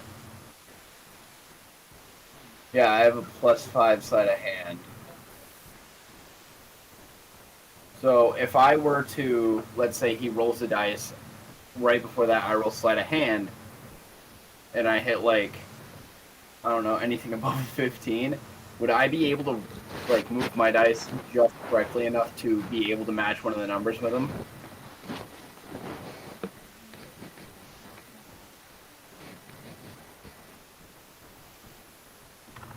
What? That's actually not a bad idea. Yeah, give me this one. Because it'll just be like the rolling, just someone makes a noise and you just slowly move it. I have a perception of 12. He not very smart. Or he can't see very well. So, if you're good, you could make me a sleight of hand check to where as soon as you see one of the dice land on a number, you could just into the D6 put it to one side. Yeah. Plausible.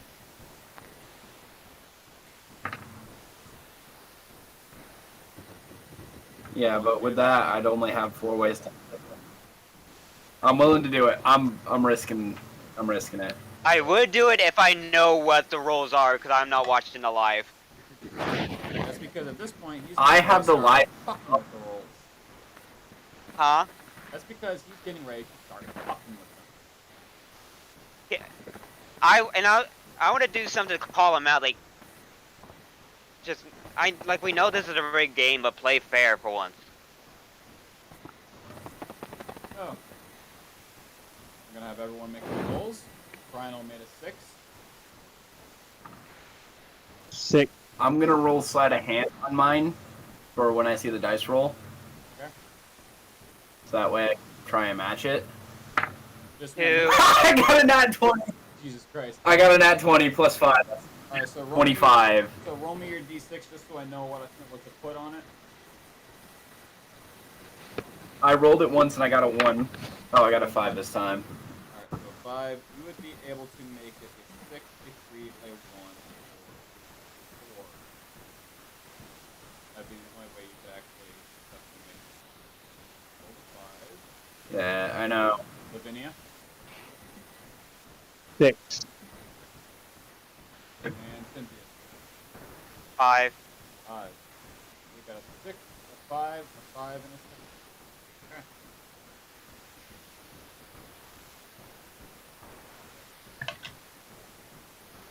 Alright.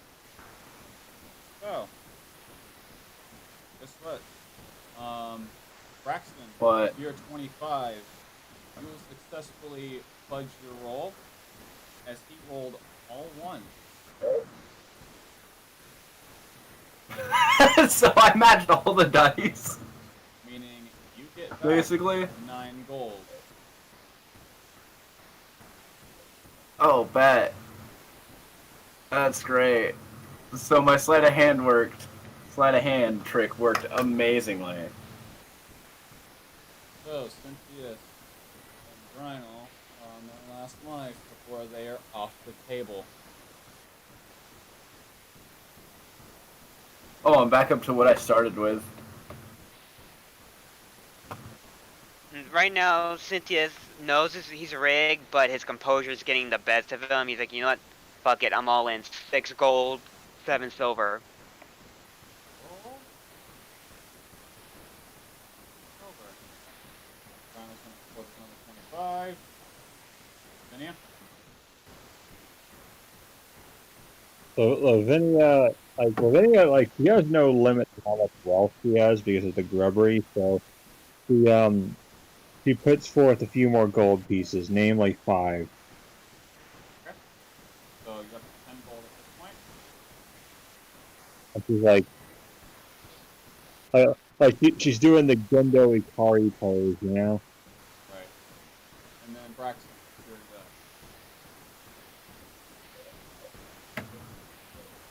I'm gonna do 7 gold this time. 7 gold.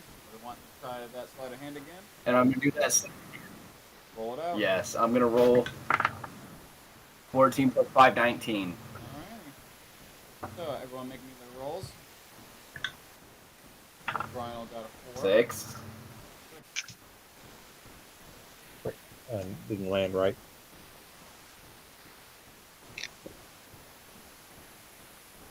We got a 5. Yes. Right now, since he's just like leaning in the back of the chair, just going, 2. And doing the sleight of hand thing, 'cause it worked great last time. Yeah. Okay. So you managed to do so. To the dealer's surprise, 2 players have met all 3 of the dice on a 2. What? Oh yeah, that's what's up. So, 6 times 3 is... So, Cynthia, so you gain back 18 gold and 21 silver. Okay, so 18, because I pony up 6, but I got 12 back. No. So your bet stays in. That it stays in the middle. Because you met all 3 dice, your bet is tripled, and that's how much you get back. Oh my god. So it's not like it's not including your bet; it is on top of your bet. You keep your bet, Okay. but you get Okay, that so- you triple your bet back. Okay, so it'd be 6 plus 18. Yes, you're adding 18 to what you already have. And how much did I get on my silver? 21, and then Braxton, you would get 21 gold. 21, so that's 28 silver. Okay, calculator. I am doing so much better. Holy shit, this sleight of hand stuff is playing in my favor And today. Lavinia, you're also catching on to this as well. Next one I'm doing, roll I'm doing sleight of hand, but let me do, okay, so it's 18 plus 6. God, I've doubled my starting gold already. So, You realize he's fucking with the rolls, and you are fucking with his rolls by fucking your own rolls. Great.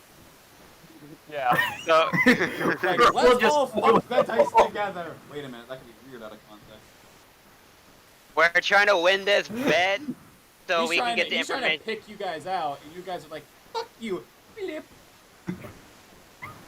I'm gonna do that slide. I'm doing a time. sleight of hand. Greg is I'm seeing doing this blood. and is probably like, you know what? I'm not going to say shit. No, he's probably gonna like.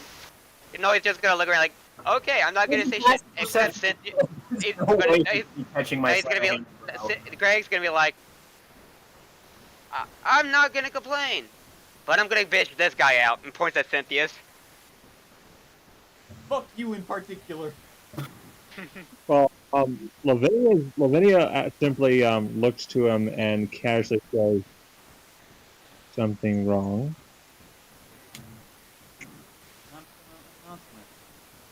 May the best one win. It's all in the luck of the dice.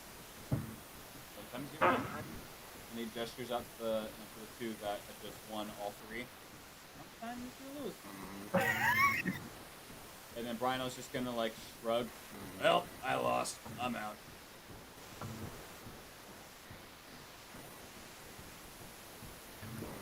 Wait, how the hell did he lose? I give thought him a everyone quick won. fist bump. He has yet to win a single one. He's yet to win a single time.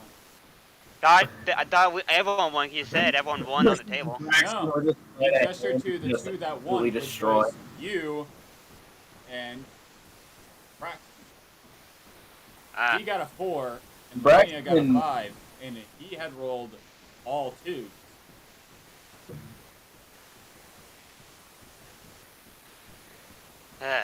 Well, okay. So I guess I'm still in. Okay, I'm gonna try to set a for a third time this next round because why not? I'm gonna do my first sleight of hand during this match, and I'm gonna put up 20 gold. Ooh, 20. You're betting big. I'm going 10 gold. Okay, 10 gold. Alright, so, Lavinia, your bet? And she puts another 5 gold on the table.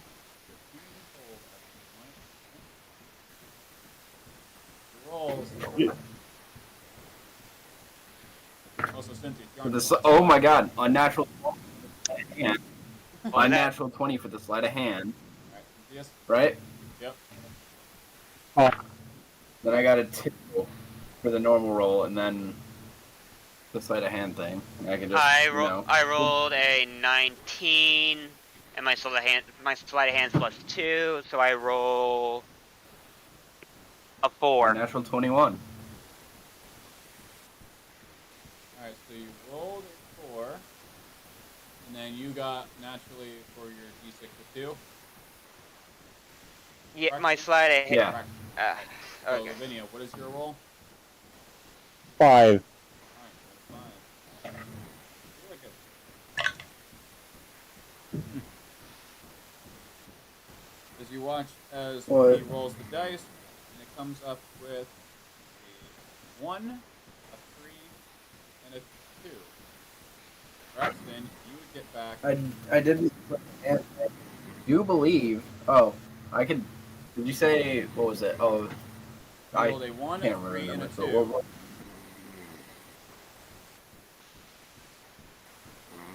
Yeah, no, I'm just gonna leave my 2 the way it is without doing something.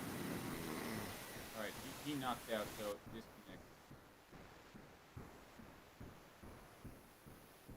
John Felicity.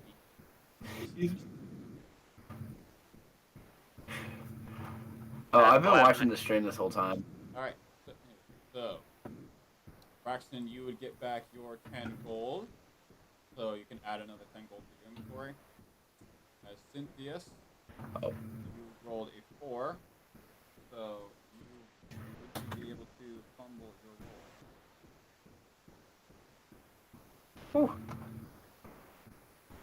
Or you would be able to fumble it into a 1 so you would at least keep your life and get back another 20 gold.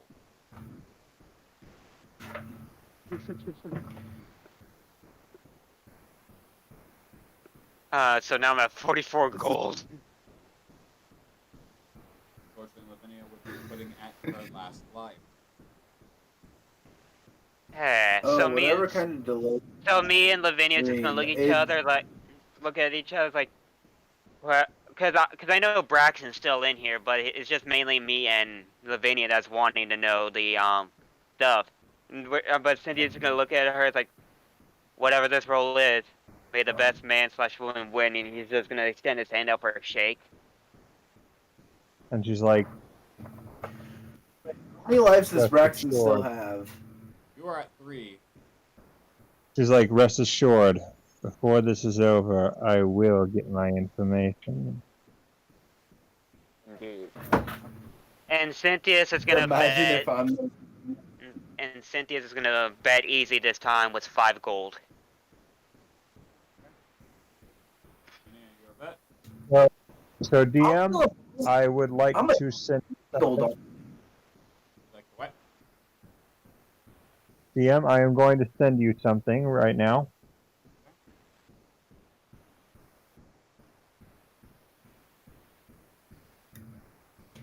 I'm feeling quite ballsy today. I'm gonna throw down 15.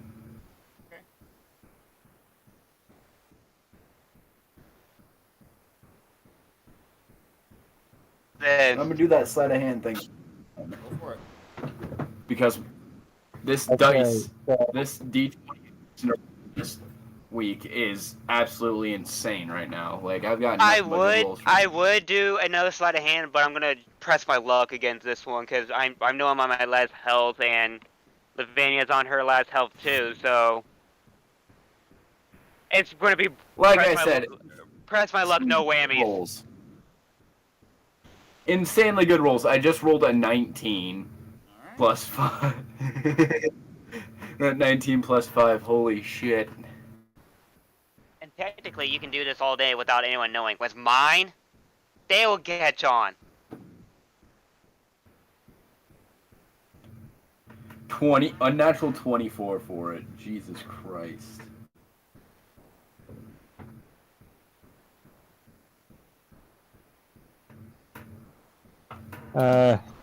Hopefully this works. Braxton's just on top of that sleight of hand game today. That's the only thing I can say.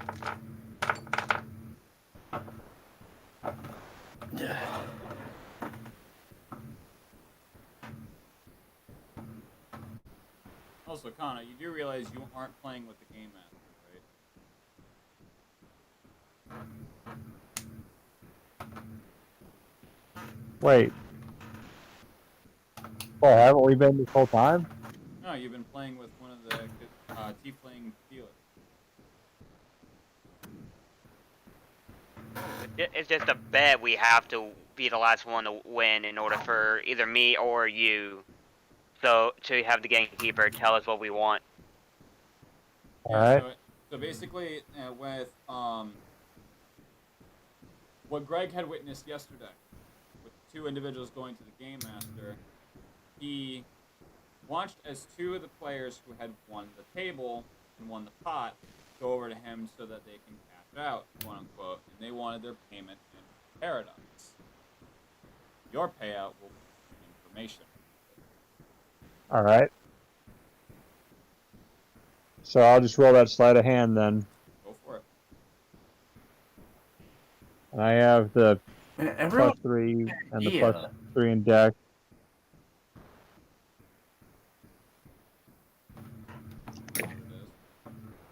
So we got a 12 plus the 13, 14, 15. Okay. We got a +3, and we've got a +3 in deck, so 15, 17, 18. No, so sleight of hand would just be plus your sleight of hand modifier. Your dex would just determine that. Oh.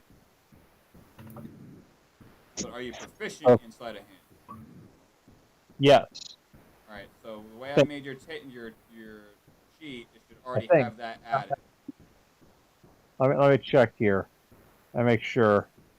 'Cause I had a +3 in sleight of hand. I know that. So let me make sure here. would I be allowed to intimidate the person who's running the table? I could for sure.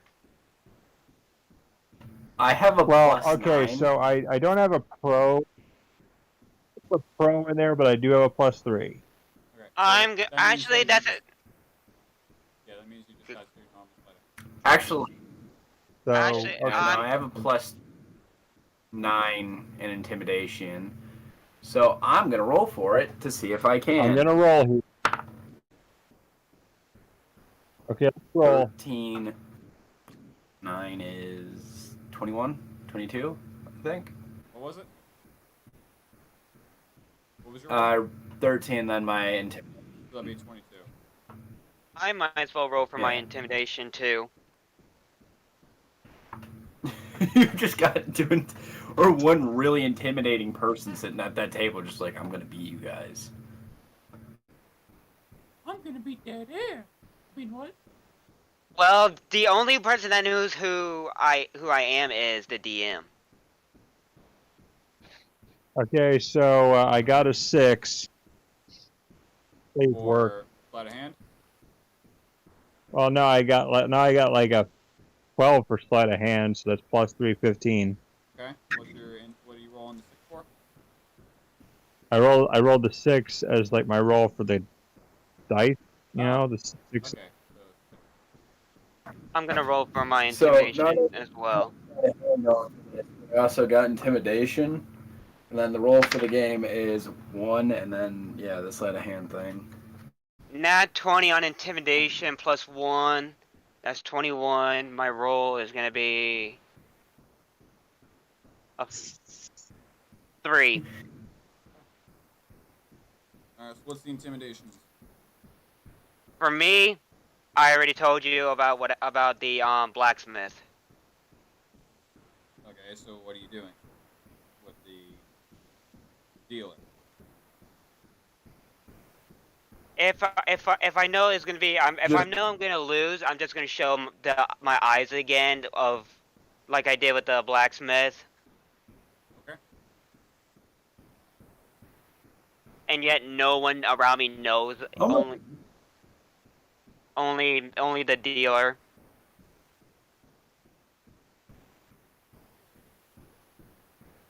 I'm gonna mean mug the tiefling, So what do we got? Mean mug? the person. That. Fuck out of him. So you're gonna What do what we him? got? Mean mug, like I'm gonna just fucking death stare this dude. Okay, so yeah, death stare. Alright. Like an intimidating death stare. Alright.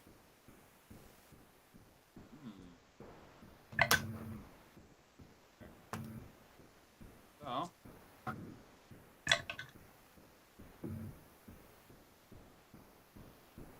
your intimidation. You notice as you're death staring this guy as he goes to roll his dice.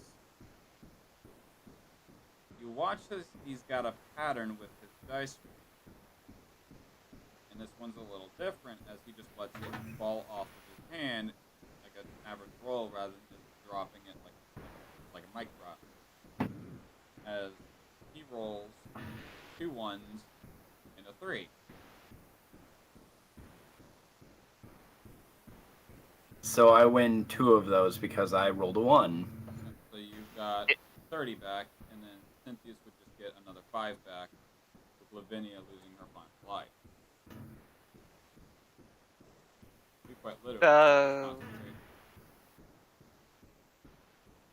To be honest, I really didn't need the intimidation if I was gonna if that was the winning roll. I was just seeing if it would work.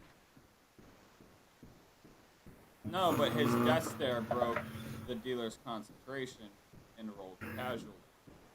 Okay, well, because I want to see what to be honest, I still want to keep rolling for intimidation because I want to see what his reaction is if he sees me.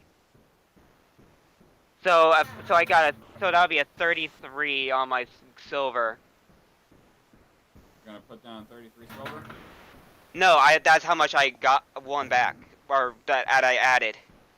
I was gonna say, because you ponied up 5 gold, so you would have gotten that 5 gold back. Yeah, and now I have 33 gold left, or like 33 gold, but 33, no, hold on, wait, I said 28 silver, and I said 3, how You were many saying gold, did I say 33 gold? silver. Okay, and I did gold, Right. You put forth so 5 gold. 5 gold, okay, good, okay, so that'll be 49 gold, okay, and I'm gonna let you do, Cynthia's on this one, with the intimidation with the eyes. What are you putting down for a bet? Let's do 10 gold. Roll. And what's your roll? My roll is gonna be for an intimidation. I meant for your dice roll. For your Oh, dice throw. 2. 2. Okay. And Braxton.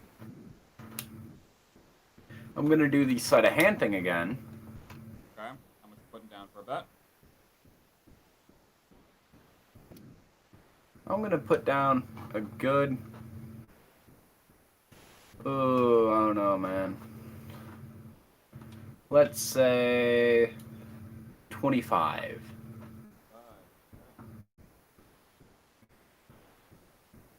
This game can easily make you a lot of money, but can also make you lose a lot of money. Oh, I went from 15 gold to way more than what I started with. So I'm out, huh? Unfortunately. What's your casual dice roll? My casual dice roll is a 3, and then the sleight of hand dice roll. Oh, let me look at the numbers real quick, because I don't have my things memorized yet. Can you say 21. how much? Unnatural 21 for the sleight of hand. Okay. Ow, either.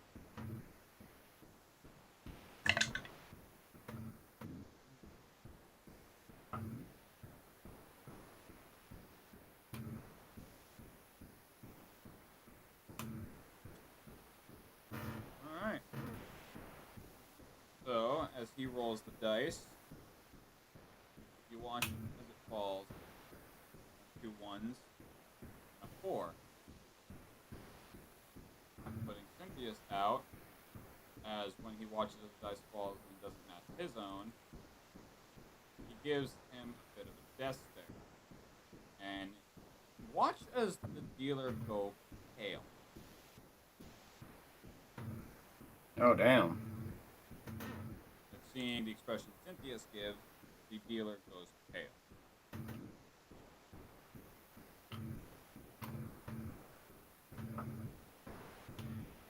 When he rolls the dice, like I switched it because I had a 3 originally, so I switched it over to a 1. Yep. So you get back. So didn't you say it was? Oh my god. So that makes you the winner of the table, Braxton.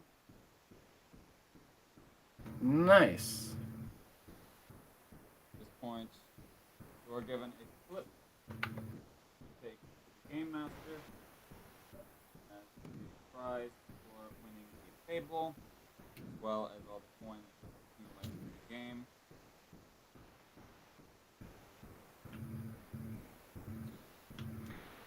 I immediately go to the Lavinia game master to go catch it. Lavinia at this point asks a favor of you. Okay. Please get information as per the agreement. Winning or losing is not an option if you know the game is rigged. I just won the table, and it doesn't seem rigged to me.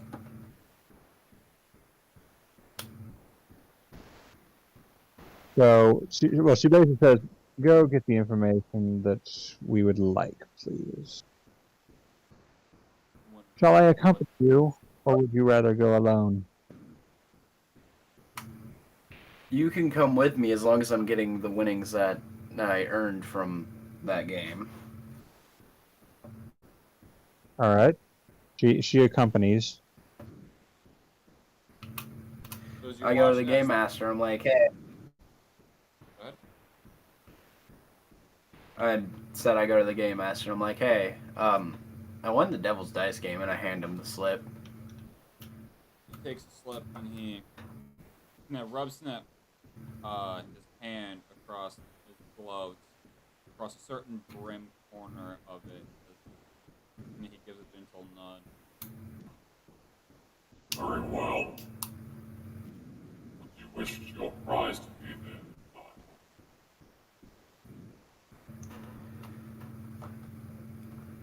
I point at, what was your character's name? I can't remember it. Not DM, or not Pyro's character, but the other one. The one that accompanied me there. Lavinia. Lavinia. I point out Lavinia and I'm like, the information they wanted and my prize money for winning. Very well. As he reaches into a pouch next to him, and he goes about elbow deep before pulling out and reaching over to you with his hand in it.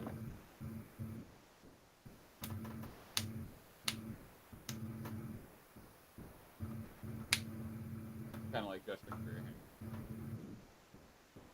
I put my hands out. As he opens his fist, and into your hand drops 3 black opals.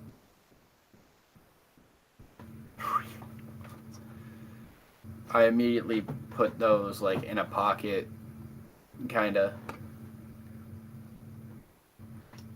As he closes his bag, he then turns to Lavinia. You're lucky you have friends to help you. Tell me, child. The deal's a deal.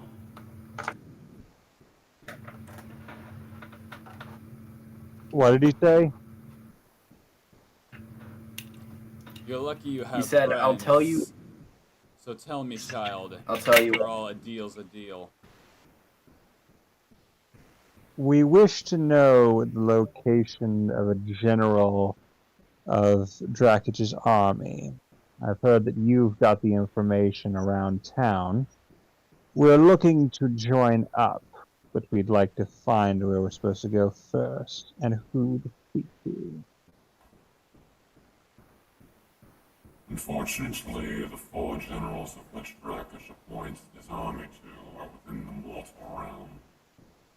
However, he does have a few disciples that like to linger around in these towns. Yes, I do bear information on one. That one was the last known seen at one of my quarters to collect a tax that I deal with, being a small business casino runner. He was fetched forth near it.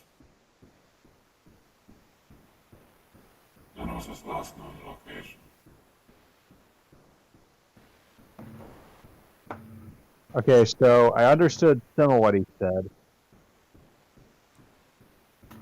So I couldn't understand it.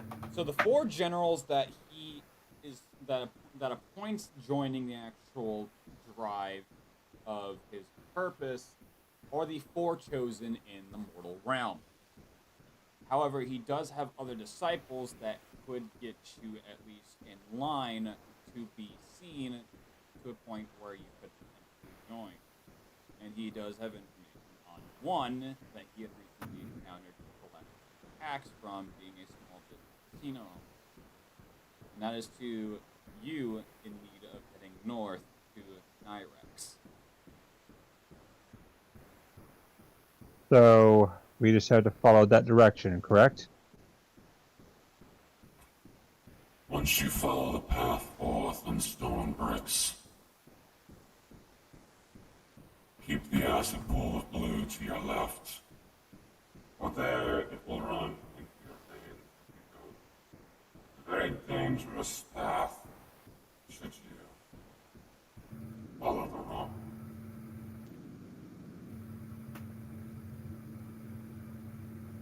That voice modulator makes things hard to understand.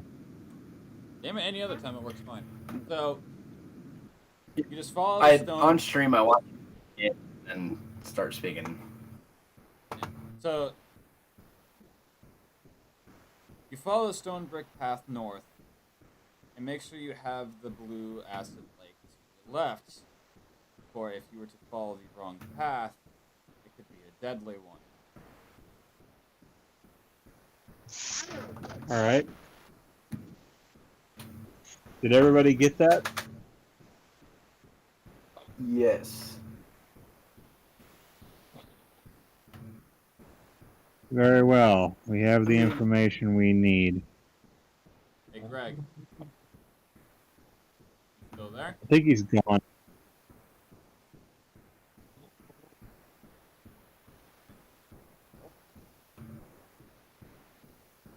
Yeah, I think he's gone. So, Damn. that's common, actually. So, we played some gambling. One of my many gambling games I like to play. Won some, lost some. And you are now knowing that your next step to finding Dracula's location, to find one of his disciples within Nerex, northern town, for which you need to make sure that the Blue Acid River Lake to your left, for that is what's going to be your guide.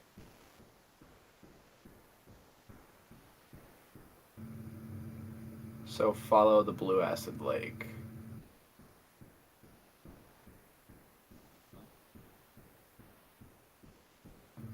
Okay. Nice. So at this point, Lavinia is like getting the group together.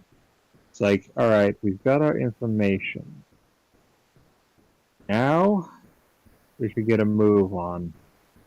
And Lavinia, like as Lavinia is exiting that tavern, she's like, you're probably wondering where I got all that money.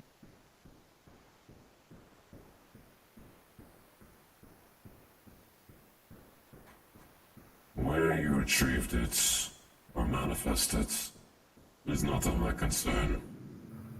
Oh no. She wasn't talking to him. I was gonna say. And by the way, don't You're make that a regular thing. I only made it because I knew you were trying to bait, but on a regular basis,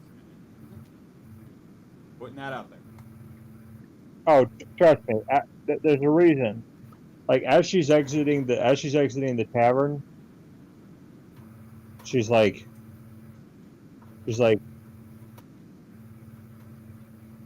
there was never any money there in the first place.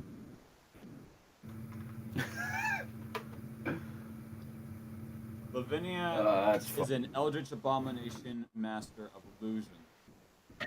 She literally just put in front of her a empty leather pouch, which the grubbery, her elder god Patreon, made a mass AoE of an illusionist to make it seem that she was constantly putting forth money, when in reality she was grabbing air and just putting it forward. Exactly, and he'll figure that out the second she's out of range. Oh, Nice. and so literally, Greg and Manea would see that. She's just putting forth air, and the funniest thing is, when she did win, she was given actual fucking money. Why do you think I said? Why do you think I said a gambit? So she made the amazing. illusion that there was 3 platinum put forth. So when she won, she got 3 literal platinum back when she actually bet nothing. Oh, I wonder if that's like a learnable skill in D&D. Not as a skill, but it is part of like... It is a spell, technically. Prestidigitation. Which is why it's one of my main go-to spells. Whenever I make anything that can cast that spell, is one of my main go-tos. Get this.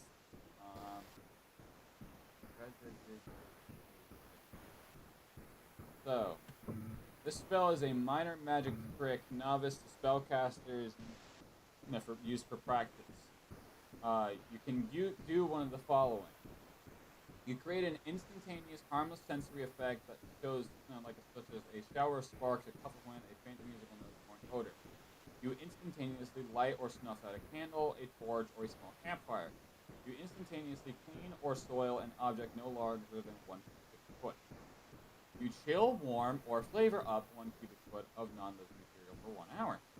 You make a color, a small mark, or a small symbol appearing on an object or a surface for 1 hour. You create a non-magical trinket or illusionary image that can fit in your hand and last until the end of your turn. So that's basically what she was doing the whole time.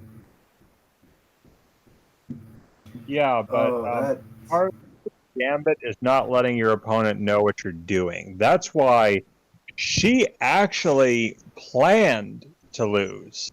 She knew she wasn't going to win because the game was rigged. So the best bet was she actually let the best man. So this whole time she's been using that gambit, and he's going to find that out. He's going to find that out when he leaves the town. Also, you do realize, as I said, what you bet you actually got in real coin. So you literally could have said anything. I know. But Levin didn't want to seem suspicious. Like, oh, I put forth 12 Electrum. But yeah, what do you think was? What do you think? What do you think, was that a good strategy? A little plan there? I mean, it was cute. That'll make some. Oh, that was. That'll make something interesting for when I write my book. Oh, did I Write forget your to mention? Then there's just Braxton with a sleight of hand.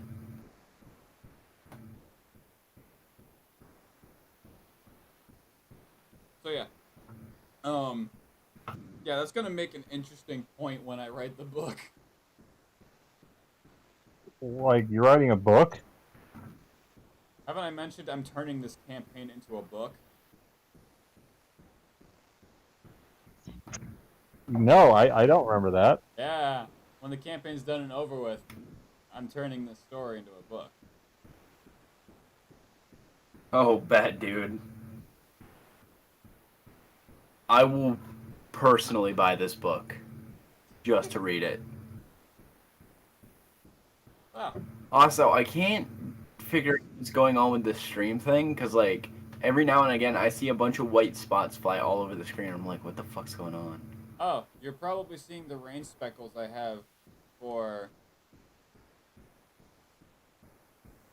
Oh, yeah. So, like, imagine... a small rain effect going on for my table. So you're probably seeing the rain effect. So, imagine cool. right now... Imagine right now how funny it's going to be when after we leave the town and meanwhile they're collecting their winnings, they realize these bills feel a little light. I mean, bills, there's nothing there. Well, you know, it's like, yeah, that's what I mean. It's like these, and then you realize there's nothing there. It's like, bruh. Then there's just Braxton Sleddy handing his way through a rigged game, winning more than what he started with, like, a lot more. Because the way that like, it went, and you actually did a smart move, because when I said you broke his concentration of telekinesis, because he was forcing the dice to be all three on a number that none of you had. But you waited until after the dice were rolled to flip your dice to the side that would match the most amount on the table. So if he had all three, so if you had 3 1s and you rolled a 4, well, you just wait for him to roll a dice and just quickly just flick your dice over to make it a 1. Yeah. Which, I didn't think about that, like, I'm like, oh, might as well try it. Turns out being the most useful thing I've done the entire thing. And you've only been here 4 hours! oh yeah, like this.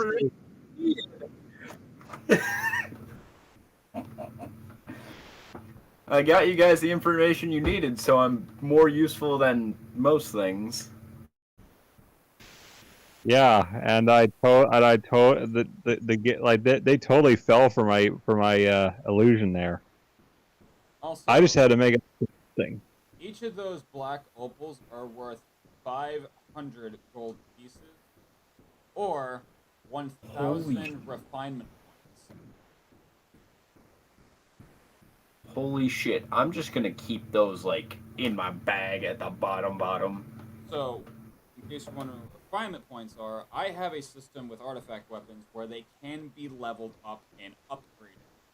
So, you take precious gemstones, rune stones, and other like alchemic material if you have like literal barrels of it, and you can use them for refinements to upgrade your artifact weapon. So your BFH, once you get it, it'll be like a regular BFH. That's But you can use your refinement points through crushing up precious stones, using rune stones, taking them to a blacksmith, and actually be an artificer, which you could do with Belzor since he's actually an artificer, and he would probably be able to do it for half the cost.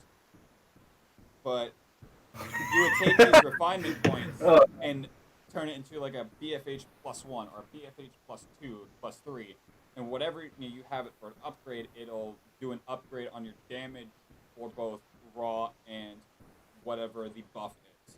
So with Johnny's armor, it gives a 10% damage resistance. Say if that was an artifact armor and he got it to level 2, it could be 15 damage resistance. Okay, he got it to level 3, maybe 18% net damage resistance, then 20, 22. I'd have to think. 'Cause, like, But as you level now it I have up, to think the because cost if is going to be more. yeah, Like just easy numbers. Say level Yeah. 1 takes 100, level 2 is going to take 500, 1,000, 2,000. I think that increments of 500 would probably make more sense. I go off of the Neverwinter stuff. To the point where you're literally having to like take life savings to level up a weapon. Well, it wouldn't be life savings. Like I said, it's you can take precious stones that you can just go and like say you do a side quest for a hag, and you're promised 3 amethysts, a sapphire, and some I don't know if like some alchemic stuff. You probably would take that job just for the refinement points.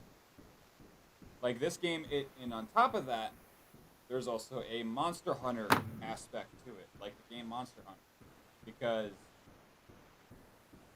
aside from artifact weapons and armor, you can turn basic weapons and armor into artifact weapons.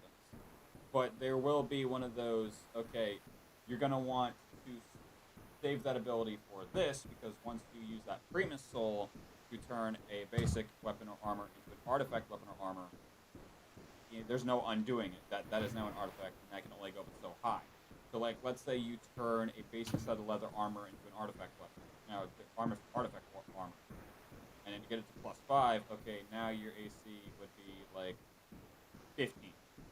Versus if you had done it with full plate, you're not 5. And what I would go on with the Monster Hunter aspect is you can hunt. Like, go to an inn and say they're having issues with a particular enemy that you know is really useful and it drops, because you can turn that into weapons and armor more than what your basic 5th edition handbook will give you. Just an easy example, Greg has a Tarask hide cape. It's mostly cosmetic, but if you guys were to go out of your way and hunt down these Tarasks to the point of gaining enough of their drops, like 7 Tarask hide, 3 Tarask teeth, and 12 Tarask horns, you could use those to make Tarask armor or a Tarask sword, Tarask great sword, like an actual fucking monster hunter. And then use a Primus Soul, depending on how many it needs, whether it be 1, 2, 3, 4, or 5, into an artifact weapon for you to upgrade more than what it already is.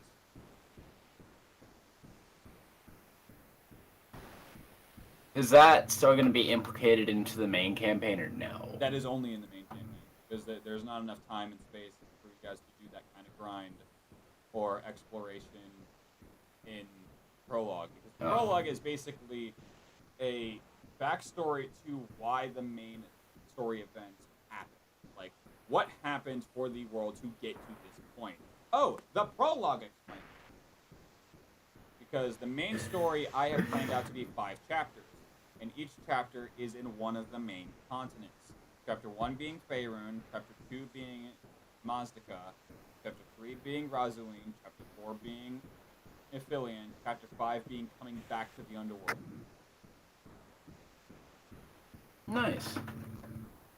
And each of the chapters, you guys can stay in that region and do whatever the fuck you want for as long as you want. So the way I like to describe it is it's like a JRPG.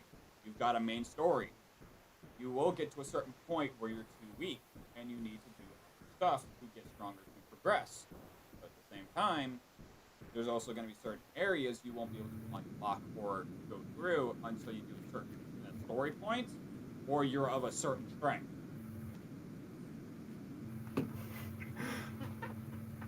I still think it's hilarious how I have this written in my notes. The very first session, somebody brought up the fact about dual wielding great swords, and you're like, you have to have an 19 strength. Yeah. Or higher. And I immediately wrote that down because I do plan on getting a second great sword. Like, don't get me wrong, it's possible, but you would just need to meet the stat requirement. Because I'm one of those guys who are like, oh, well, he can do it in the anime, why can't I do it in D&D? Let me see how I can make that work. Because I typically would like to make a player's character as full light to what they would envision them, as close as I can, with the only exceptions that could be the blockades being mechanics, lore, or downright Dragon Ball stupidity. No, Greg, you're not allowed to Kamehameha a hole into the center of Mars. That's 2 references in one there. Yeah. This, with Braxton, with me building him off of Kisame from Naruto, he never actually dual wields any weapons. He only carries the one greatsword, but I just want to dual wield 2 swords because that's fucking badass. Wait, so the whole time you were freaking Kisame with the freaking Samehada. I don't have Pyro won't let me get Samehade in D&D. Not in that aspect. We've already talked. He won't let me get like a full version of Samehade where it steals the fucking life force and shit. Or where you can hide inside of it. That too. Just be like, oh yeah, I'm gonna hide in my sword.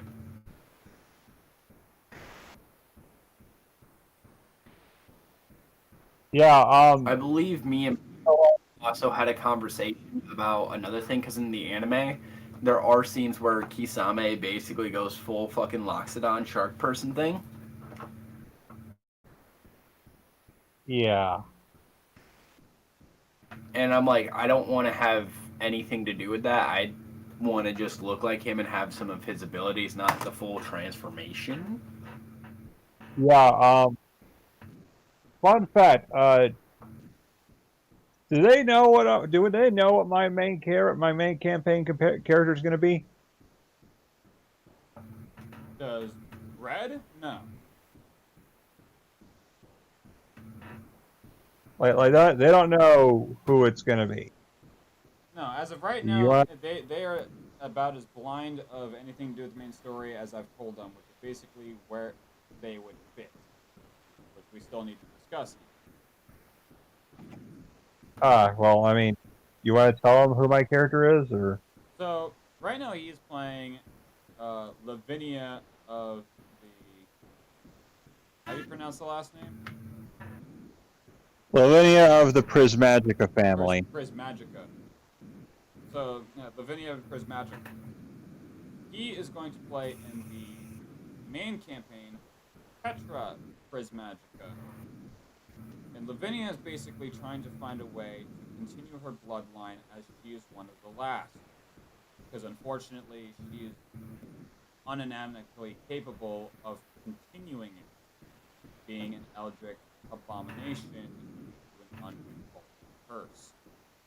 Petra is 150 years later after the events of the. So, the main chapters are 150 years after the prologue. So, obviously, she has passed down the bloodline. How? We'll find out later.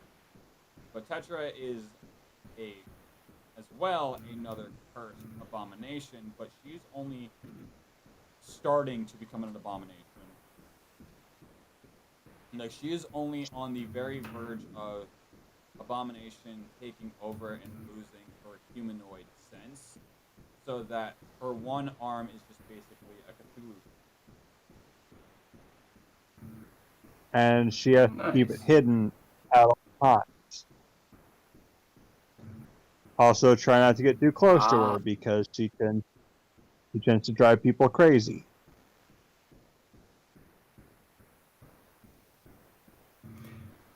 Tetra's kind of like she's not evil, like not evil. Kisame in the anime, right? Yeah, I've seen him. Yeah. I really, really wanted. Well, my friend's like, I have a character idea, and I'm like, what is it? And I kind of stole his whole character idea from him for this campaign because I'm like, yo, I need a quick character build. But at some point, we need to talk about Jaxos and where he would fall in the main campaign.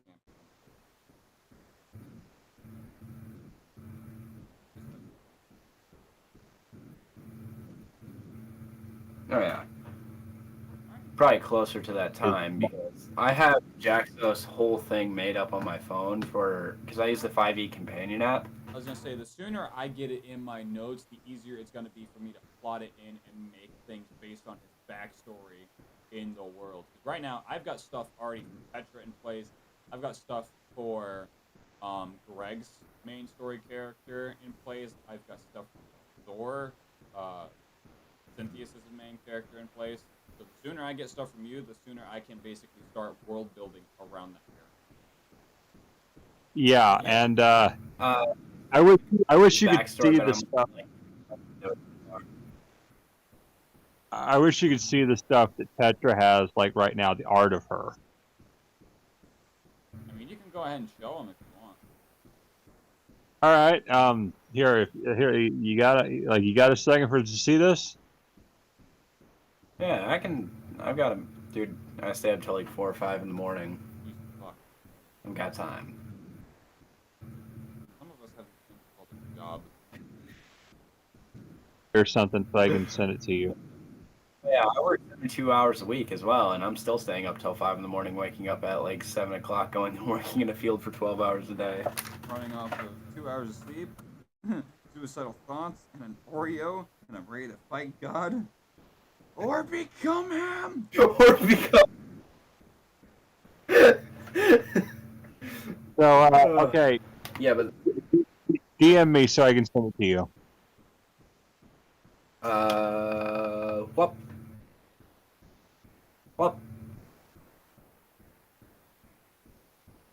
What? I just sent you a friend request.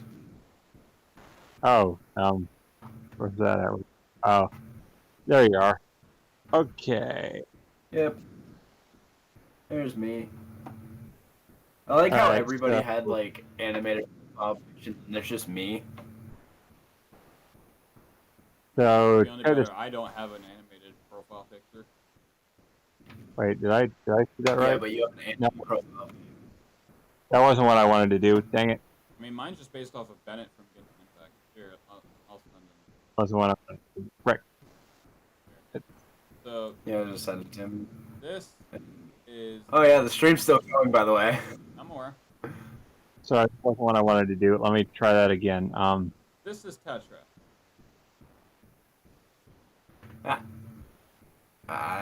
My computer just froze for a second. Oh, it's loading. Oh, what the fuck? That's cool as fuck! This is the type of art your main character will receive. So oh, fuck what yeah. picture? That's sick. Because here would be my main character. artist. Which Yeah, picture did you showed show me him? Huh? Which one did you show him? Because there's 3. I sent them all 3. Oh, Just to get like a Yeah. full spectrum. They're cool as fuck. yeah, that's Tetra, all I right. really like that second. I really like that second one. That second one's cool as fuck. And then here you have Valzor, Cynthia's main character, who's an artificer. Oh shit. Dope. Yeah, right now, Greg is having their main character made, and then we will have Manea's My main. main. character, and then Amethyst, one who isn't present with us for the prologue, and then you will be.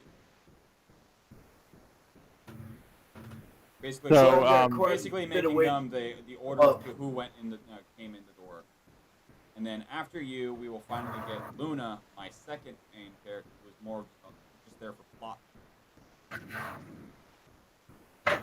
Plot reasons. So Because the So entire so story you is have time to reveled, see. it's reveled around her primarily, and there is lore reasons. So I have time to think about how I'm gonna play, how I'm gonna have him act, how I'm gonna have him look. Yeah, so you've got time to actually make, because when the artist contacts you, they're gonna want references, like things to basically inspire them to make the character, or use them to basically just throw them into their art style.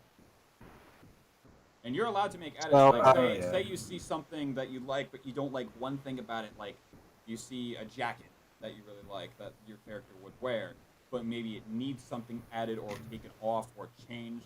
Like for Nisha's jacket, the fluff around his neck, that was changed. That was actually added onto it. The color was changed, and the length of it was changed. Because it was at one point with the reference like a trench coat, but I made it to be like an actual jacket with a black cuff. I think I'm gonna stick, like, for when the artist contacts me for the color, like, for the theme of Jack's house, I think I'm gonna stick with the color theme that I currently have around my room. No, you're fine. I'm just letting you know when that time comes, make sure you've got references ready. But you've got Oh, plenty dude, of I've got time. Well, I have some amount of time to get into his backstory and properly go through at detail, make it. It might be a 4 or 5 page thing, but I would just need to know. Jack's house is one of my. There would be certain things that I would just need to know. That's all. I mean, your full backstory. I'll just like, send. I mean, if you want to make a full backstory and let me read it, by all means, and I'll throw it in there and then give you certain prompts for the campaign. Yeah. Anything The else? main thing I want is Jack to have his big fucking hammer, because that is my all-time favorite weapon I've ever had in D&D. It won't be an immediate thing, but you will get it. I've already told you that. Yeah. So I'm gonna pull the original version of his big fucking hammer. This thing was like a giant Mjolnir, basically, right? Okay. And you've So- already heard this before, Pyro. When I were to slam it on the ground, it'd be a shockwave that went out around me 120 feet, knocking everything around me prone.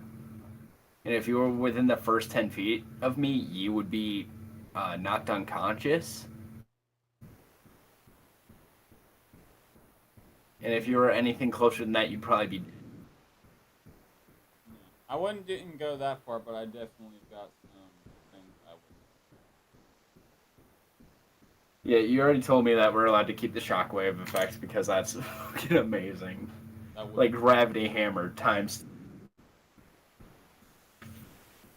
Yeah, so Tetra, like, her mind is fractured, so you're going to hear all kinds of insane speak coming from her. No, that's amazing. Yeah, I plan on playing Jack's house like I originally played me. Like I originally played him the first time, because he is such a fun character to get into. Oh, like I hope you enjoy having someone around who, when they're not like staring off into space, if you try to talk to them, they'll say something along the lines of, "There's a penguin looking at me." Borderline schizophrenia. Alright. Oh, this. Yeah, no. Anything else we want I to say, had, do, like, or a- talk about real quick before we end stream and call it there? What? Is there anything we want to talk about or mention or do before I end stream?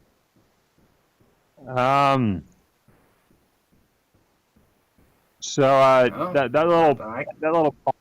little plan that I did with the illusions. Yeah. Just assume that if Lavinia is trying anything, she usually has a plan. Because, like, I mean, it's been shown that the whole campaign that we've been doing this, I've had plans for everything. Mm-hmm.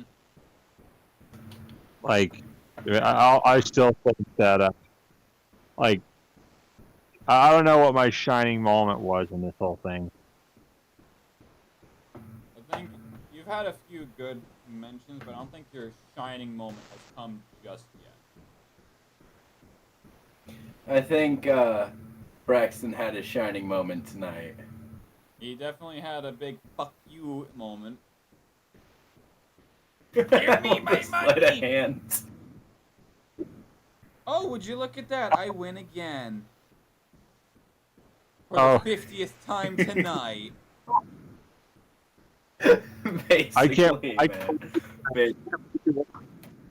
I wonder what the reaction is going to be when the game master realizes there was never any money. No, he definitely got. Man, son of a. Oh.